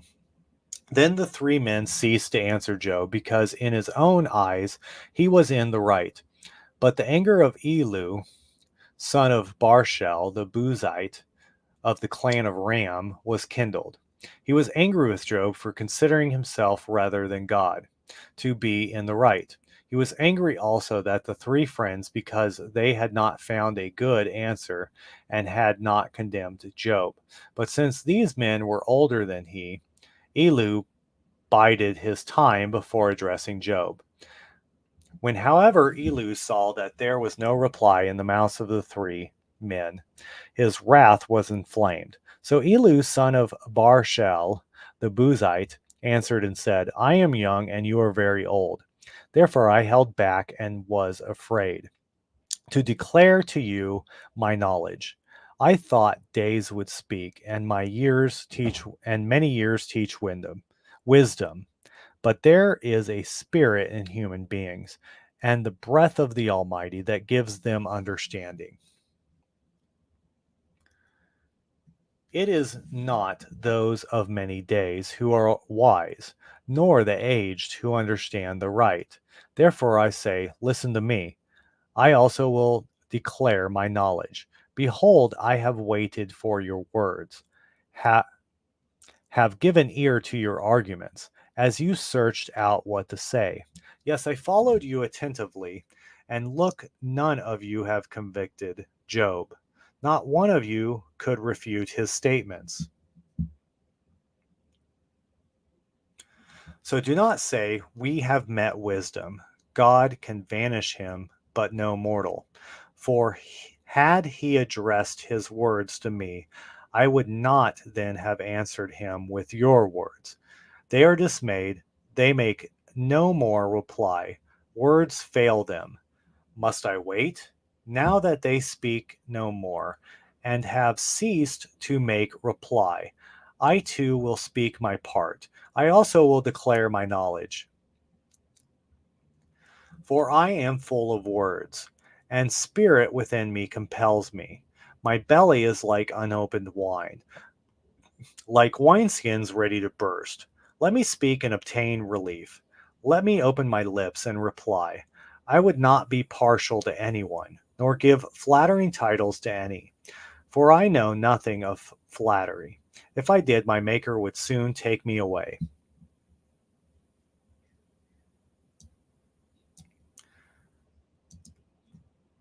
Job chapter 33.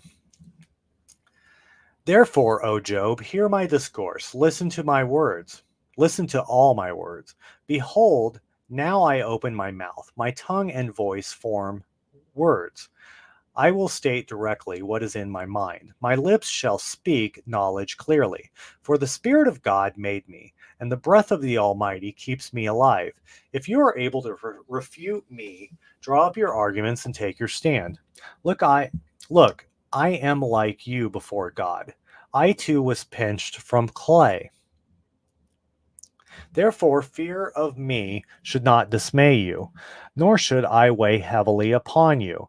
But you have said in my hearing, as I listen to the sound of your words, I am clean without transgression. I am innocent, there is no guilt in me. Yet he invents pretexts against me and counts me as an enemy. He puts my feet in the stocks, watches all my paths. In this you are not just, let me tell you, for God is greater than mortals. Why then do you make complaint against him, that he gives no reply to their words? For God does speak once, even twice, though you do not see it, in a dream, in a vision of the night, when deep sleep falls upon mortals, as they slumber in their beds. It is then he opens their ears, and with a warning terrifies them, by turning mortals from acting and keeping pride away from a man. He holds his soul from the pit, his life from passing to the grave. Or he is chastened on a bed of pain, suffering continually in his bones, so that to his appetite food is repulsive. His throat rejects the choicest nourishment. His flesh is wasted, it cannot be seen. Bones once invisible appear.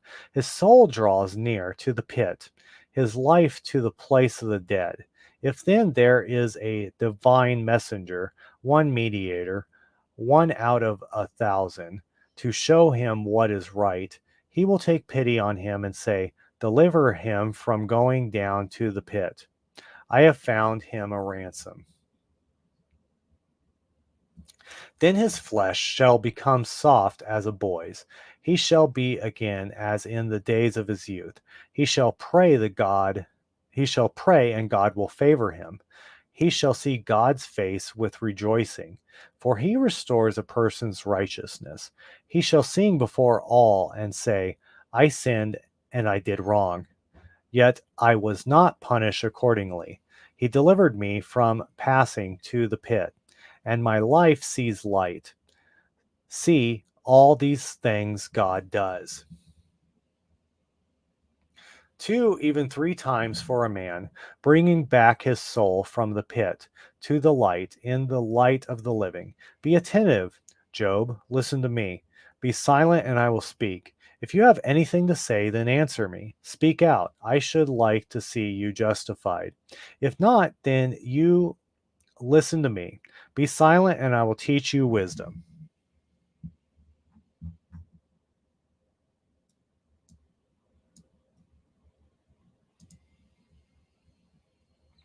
Job chapter 34. Then Elihu answered and said, hear my discourse, that you are wise, that you have knowledge. Listen to me. For the ears test words, as the palate tastes foods. Let us choose what is right. Let us determine among ourselves what is good. For Job has said, I am innocent, but God has taken away what is my right. I declare the judgment on me to be a lie. My arrow wound is incurable, sinless though I am. What man is like Job? He drinks and blasphemies like water, keeps company with evildoers, and goes along with the wicked. Then he says, there is no profit in pleasing God. Therefore, you have an understanding. Hear me. Far be it from God to do wickedness, far from the Almighty to do wrong. Rather, he requires mortals for their conduct and brings home to them their way of life. Surely God cannot act wickedly, and the Almighty cannot pervert justice. Who gave him charge over the earth? Who set all the world in its place? If he were to set his mind to it, gather to himself his spirit and breath, all flesh would perish together, and the mortals return to dust. Now you understand, hear this. Listen to the words I speak.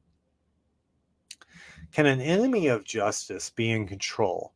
Will you condemn the supreme just one, who says to a king, you are worthless, and to nobles, you are wicked, who neither favors the person of princes, nor respects the rich more than the poor? For they are all the work of his hands. In a moment they die, even at midnight. People are shaken and pass away. The powerful are removed without lifting a hand. For his eyes are upon our ways, and all our steps he sees. There is no darkness so dense that evildoers can hide it, for no one has God set a time to come before him in judgment. Without iniquity, he shatters the Almighty. Without iniquity, he shatters the mighty and appoints others in their place. Thus he discerns their works. Overnight they are crushed. Whether the wicked are, he strikes them in a place where all can see, because they are turned away from him, and they do not understand his ways at all. And made the cry of the poor reach him, so that he heard the cry of the afflicted. If he is silent, who then can condemn? If he hides his face, who then can behold him? Whether nation or individual, let an impious man not rule, nor those who ensnare their people. Should anyone say to God, I accept my punishment, I will offend no more. What I cannot see, teach me. If I have done wrong, I will do so no more. Would you then say that God must punish when you are disdainful? Is it you who must choose, not I? Speak, therefore, what you know. Those who understand will say to me, all the wise who hear my views, Job speaks without knowledge. His words make no sense. Let Job be tested to the limit, since his answers are those of the impious, for he is adding rebellion to his sin by brushing off our arguments and addressing many words to God.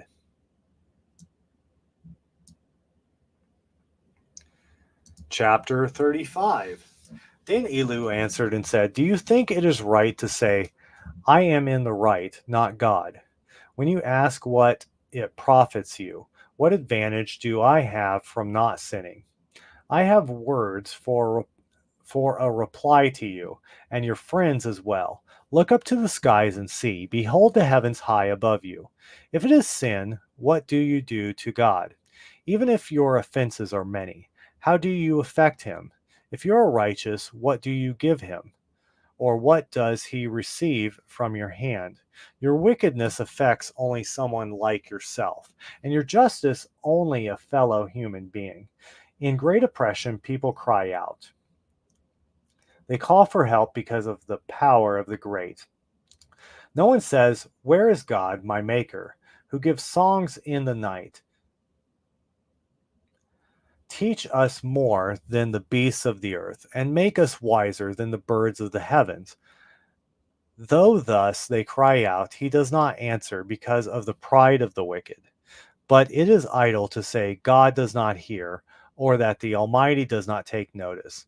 Even though you say, you take no notice of it, the case is before him, with trembling weight upon him. But now that you have done otherwise, God's anger punishes, nor does he show much concern over a life. Yet Job, to no purpose, opens his mouth, multiplying words without knowledge. Job chapter 36. Elihu continued and said, wait a little, and I will instruct you. For there are still words to be said for God. I will assemble arguments from afar, and for my Maker I will establish what is right. For indeed my words are not a lie.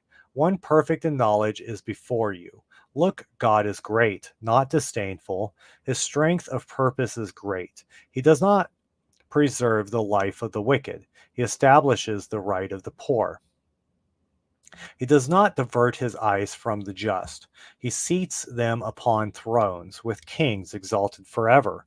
If they are bound with fetters, held fast by bonds of affliction, he lets them know what they have done and how arrogant are their sins. He opens their ears to correction and tells them to turn back from evil. If they listen and serve him, they spend their days in prosperity, their years in happiness. But if they do not listen, they pass to the grave. They perish for lack of knowledge. The impious in heart lay up anger. They do not cry for help when he binds them. They will die young, their life, among the reprobate. What is that word?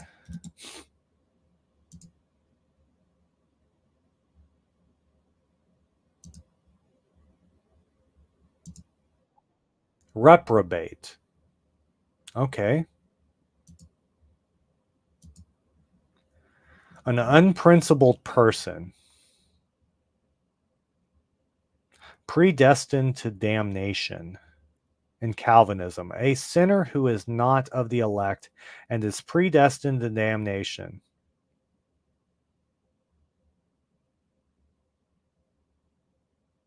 Okay. They will die young, and their life among the reprobate. But he saves the afflicted through their affliction, and opens their ears through oppression. He entices you from distress to a broad place without constraint. What rests on your table is rich food. Though you are full of the judgment of the wicked, judgment and justice will be maintained. Let not anger at abundance entice you, nor great bribery lead you astray.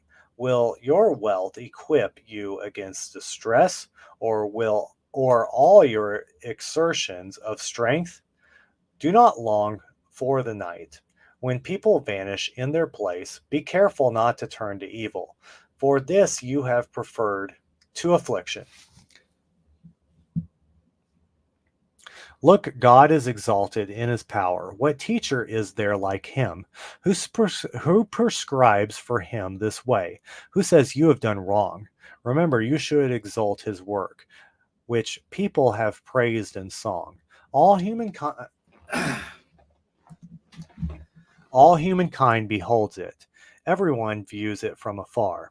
See, God is great beyond our knowledge. The number of his years past searching out. He holds in check the water drops that filter in rain from his flood, till the clouds flow with them, and they rain down on all humankind. Can anyone understand the spreading clouds, the thunder rings from his tent? Look, he spreads his light over it. It covers the roots of the sea. For these he judges the nations, and gives foods in abundance. In his hand he holds the lightning, and he commands it to strike the mark. His thunder announces him and incites the fury of the storm.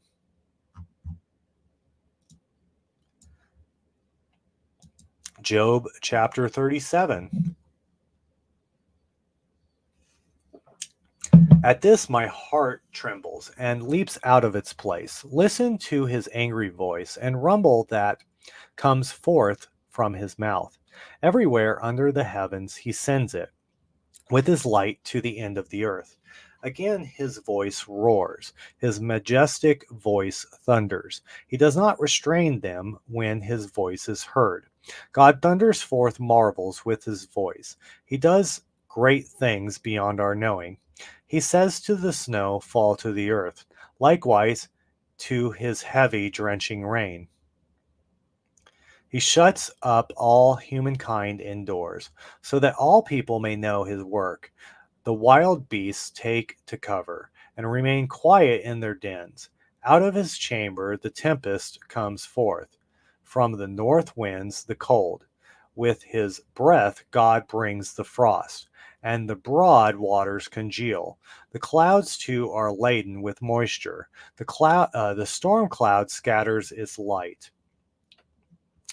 He it is who changes their rounds according to his plans, to do all that he commands with them across the inhabited world, whether for punishment or mercy. He makes it happen.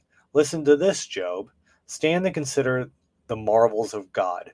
Do you know how God lays his command upon them and makes the light shine forth from his clouds? Do you know how the clouds are banked and marvels of him who is perfect in knowledge? You who swelter in your clothes when calm lies over the land of the south, can you with him spread out the firmament of the skies, hard as molten mirror? Teach us then what we shall say to him. We cannot, for the darkness, make our plea. Will he be told about it when I speak?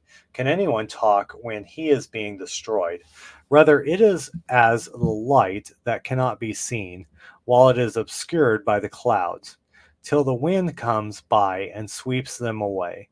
From Zephyron, the golden splendor comes, surrounding God's awesome majesty. The Almighty, we cannot find him. Permanent, permanent in power and judgment, abundant in justice, who never oppresses. Therefore, people fear him. None can see him, however wise their hearts. Job chapter 38. The Lord will meet with Job. Okay, so I was wrong previously. I think it was like, what, chapter 24, 26.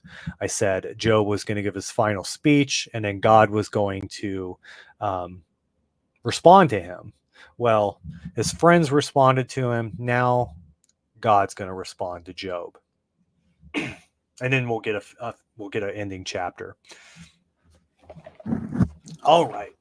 Then the Lord answered Job out of the storm and said, Who is this who darkens counsel with words of ignorance?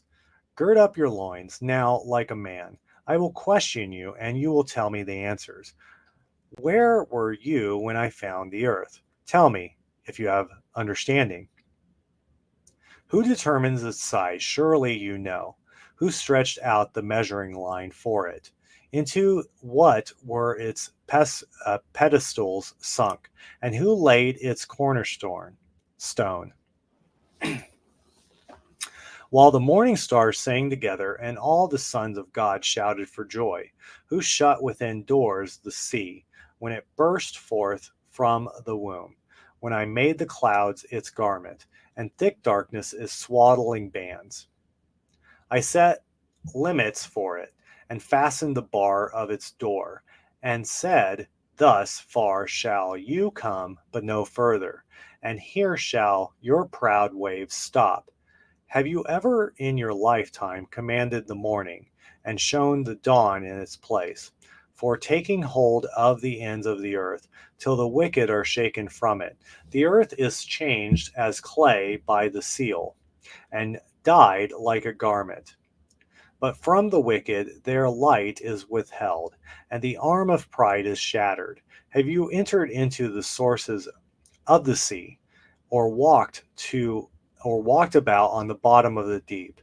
Have the gates of death been shown to you, or have you seen the gates of darkness? Have you comprehended the breadth of the earth? Tell me if you know it all. What is the way to the dwelling of light, and darkness where is its place? That you may take to its territory and know the paths to its home. You know because you were born then, and the number of your days is great. Have you entered the storehouses of the snow and seen the storehouses of the hail, which I have reserved in times of distress, for a day of war and battle? What is the way to the parting of the winds, where the east wind spreads over the earth? Who has laid out a channel for the downpour and a path for the thunderstorm, to bring rain in uninhabited land, the unpeopled wilderness, to drench the desolate wasteland, till the desert blooms with venderu. I don't know what that word is. I like to look up words that I don't know what they are. Fresh green color vegetation. Verdure. There we go. To drench the desolate wasteland till the desert blooms with verdure. Has the rain a father who has begotten the drops of dew? Out of whose womb comes the ice, and who gives the hoarfrost its birth in the skies, when the waters lie covered as though with stone, and that holds captive the surface of the deep? Have you tried cords of the Palladius, or loosened the bonds of Orion? Oh, Palladices. Can you bring forth the Mazzaroth in their season, or guide the bear with their children? Do you know the ordinance of the heavens, or can you put into effect their plan on the earth? Can you arise your voice to the clouds, for them to cover you with a deluge of waters? Can you send forth the lightnings on their way, so that they say to you, here we are? Who gives Who gives wisdom to the ibis? Who gives the rooster understanding? Who counts the clouds with wisdom? Who jolts the waters jars of heaven, so that the dust of earth is fused into a mass, and its clods stick together? Do you hunt the prey for the lion, or appease the hunger of the young lions, while they crouch in their dens, or lie in ambush in the thicket? Who provides nourishment for the raven, when its young cry out to God, wandering about without food? Oh, I skipped one. Job chapter 39. Do you know when mountain goats are born, or watch for the birth pangs of deer? Number the months that they must fulfill, or know when they give birth, when they crouch down and drop their young, when they deliver their progeny. Their offspring thrive and grow in the open. They leave and do not return. Who has given the wild donkey his freedom, and who has loosened the wild ass from bonds? I have made the wilderness his home. I have and the salt flats his dwelling. He scoffs at the uproar of the city, hears no shouts of a driver. He ranges the mountains for pasture and seeks out every patch of green. Will the wild ox consent to serve you, or pass the nights at your manger? Will you bind the wild ox with a rope in the furrow? And will he plow the valleys after you? Will you depend on him for his great strength, and leave to him the fruits of your toil? Can you rely on him to bring in your grain, and gather in the yield of your threshing floor? The wings of the ostrich flap away. Her plumage is lacking in feathers. When she abandons her eggs on the ground and lets them warm in the sand, she forgets that a foot may crush them, that the wild beast may trample them. She cruelly disowns her young, and her labor is useless. She has no fear. God has withheld wisdom from her and given her no share in understanding. Yet when she spreads her wings high, she laughs at a horse and rider. Do you give the horse his strength, and clothe his neck in a mane? Do you make him quiver like a locust, while his thunderous snorting spreads terror? He paws the valley, he rejoices in his strength, and charges into battle. He laughs at fear and cannot be terrified. He does not retreat from the sword. Around him rattles the quiver, flashes the spear and the javelin. Frenzied and trembling, he devours the ground. He does not hold back at the sound of the trumpet. At the trumpet's call, he cries, Ah!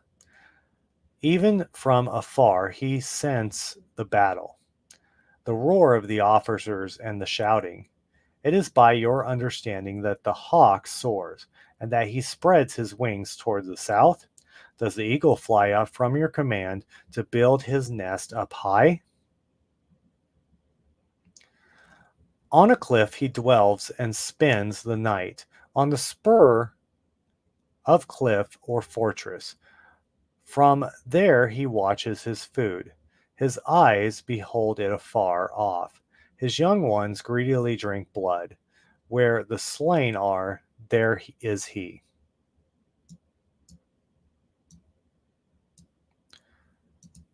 Job chapter 40.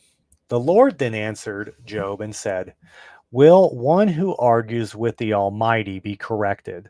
Let him who would instruct God give answer. Then Job answered the Lord and said, look, I am of little account. What can I answer you? I put my hand over my mouth. I have spoken once. I will not reply twice, but I will do so no more. Then the Lord answered Job out of the storm and said, gird up your loins now like a man. I will question you, and you will tell me answers. Would you refuse to acknowledge my right? Would you condemn me that you may be justified? Have you an arm like that of God? Or can you thunder with a voice like this? Adorn yourself with grandeur and majesty, and clothe yourself with glory and splendor. Let loose the fury of your wrath. Look at everyone who is proud and bring them down. Look at everyone who is proud and humble them. Tear down the wicked in their place. Bury them in the dust together. In the hidden world imprison them. Then will I too praise you, for your own right hand can save you. Look at Behemoth, whom I made along with you, who feeds on grass like an ox. See the strength in his loins, the power in the sinews of his belly. He carries his tail like a cedar. The sinews of his thighs are like cables. His bones are like tubes of bronze. His limbs are like iron rods. He is the first of God's ways. His only his maker can approach him with a sword. For the mountains bring him produce, and all wild animals make sport there. Under lotus trees he lies. He covets of the reedy swamp. The lotus trees cover him with their shade. All about him are the poplars in the wadi. If the river grows violent, he is not disturbed. He is tranquil through the Jordan surges about his mouth. Who can capture him by his eyes, or pierce his nose with a trap? Can you lead Leviathan about with a hook, or tie down his tongue with a rope? Can you put a ring into his nose, or pierce through his cheek with a gaff? Will he then lead with you time after time, or address you with tender words? He will make a covenant with you that you may have him as a slave forever. Can you play with him as with a bird? Can you tie him up for your little girls? Will the traders bargain for him? Will the merchants divide him up? Can you fill his hide with barbs, or his head with fish spears? Once you but lay a hand upon him, no need to recall any other conflict.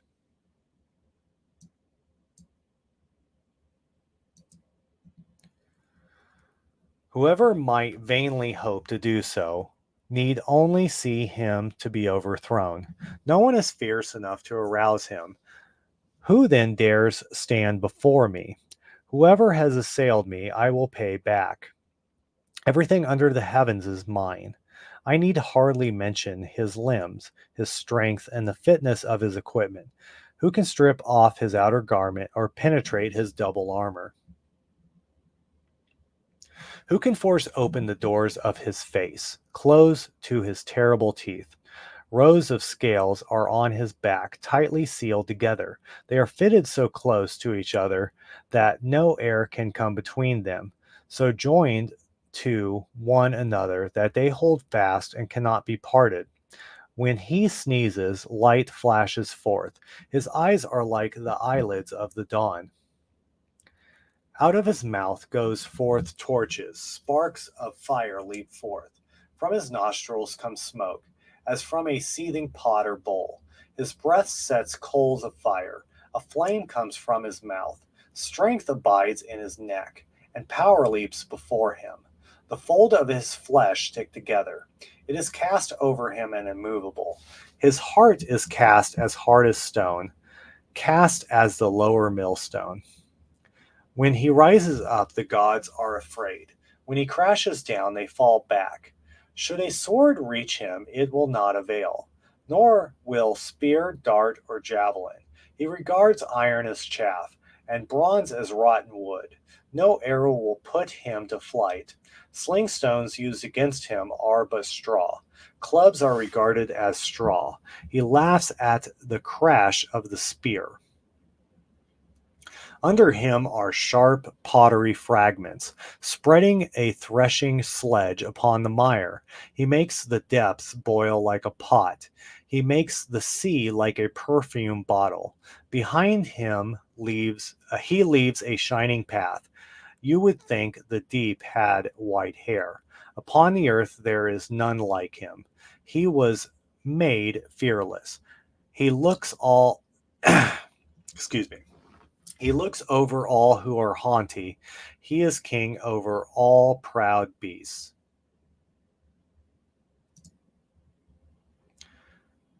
Final chapter. Then Job answered the Lord and said, I know that you can do all those things, and that no purpose of yours can be hindered. Who is this who obscures counsel with ignorance? I have spoken, but did not understand things too marvelous for me, which I did not know. Listen, and I will speak. I will answer you, and you tell me the answers. But hearsay I had heard of you, but now I see, now my eye has seen you. Therefore I disown what I have said, and repent in dust and ashes. And after the Lord had spoken these words to Job, the Lord said to Eliphaz the Temanite, my anger blazes against you and your two friends. You have not spoken rightly concerning me, as has my servant Job. So now take 7 bulls and 7 rams and go to my servant Job, and sacrifice a burnt offering for yourselves, and let my servant Job pray for you. To him I will show favor, and not punish your folly, for you have not spoken rightly concerning me, as has my servant Job. Then Eliphaz the Temanite, and Bildad the Shuhite, and Zophar the Naamathite went and did as the Lord had commanded them, and Lord showed favor to Job. The Lord also restored the prosperity of Job after he had prayed for his friends. The Lord even gave to Job twice as much as he had before. Then all his brothers and sisters came to him, and all his former acquaintances, and they dined with him in his house. They consoled and comforted him for all the evil the Lord had brought upon him, and each one gave him a piece of money and a gold ring. Thus the Lord blessed the later days of Job more than his earlier ones. Now he had 14,000 sheep, 6,000 camels, 1,000 yoke of oxen, and 1,000 she-donkeys. He also had 7 sons and 3 daughters. The first daughter is called Jemimiah, the second Keziah, and the third Karen Happuch. In all the land no other women were as beautiful as the daughters of Job, and their father gave them an inheritance among their brothers. After this, Job lived 140 years, and he saw his children, his grandchildren, and even his great-grandchildren.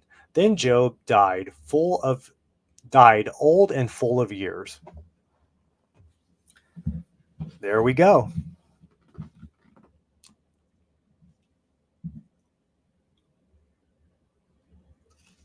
Does anybody think anything?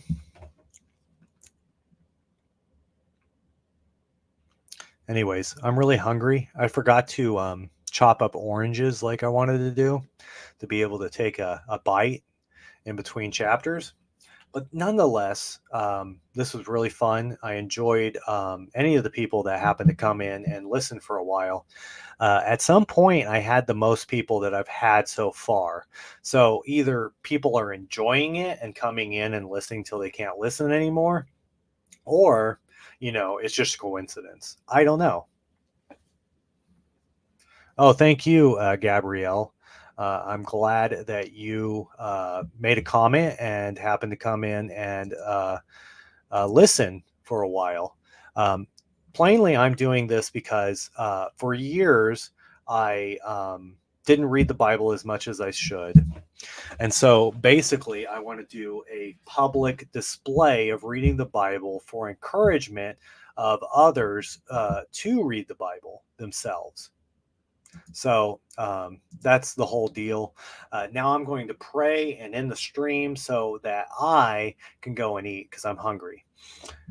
Anywho, um, let's do it. May God, the source of all patience and encouragement, enable us to live in perfect harmony with one another in the Spirit of Christ Jesus. With one heart and one voice, may we glorify God now and forever. Amen. I also want to ask that anybody that came in and um, be blessed, and people that do not read the Bible, hopefully this plants a seed, and hopefully in the future the Holy Spirit can help direct them to maybe curiosity in reading the Bible and seeing what it's all about, help them bring greater understanding, and hopefully that seed matures into a beautiful flower that brings a great relationship with God.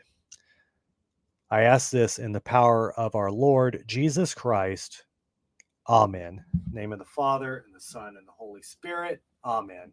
I want to thank you all for coming. Have a blessed day. I got to go eat, though, because I am starving.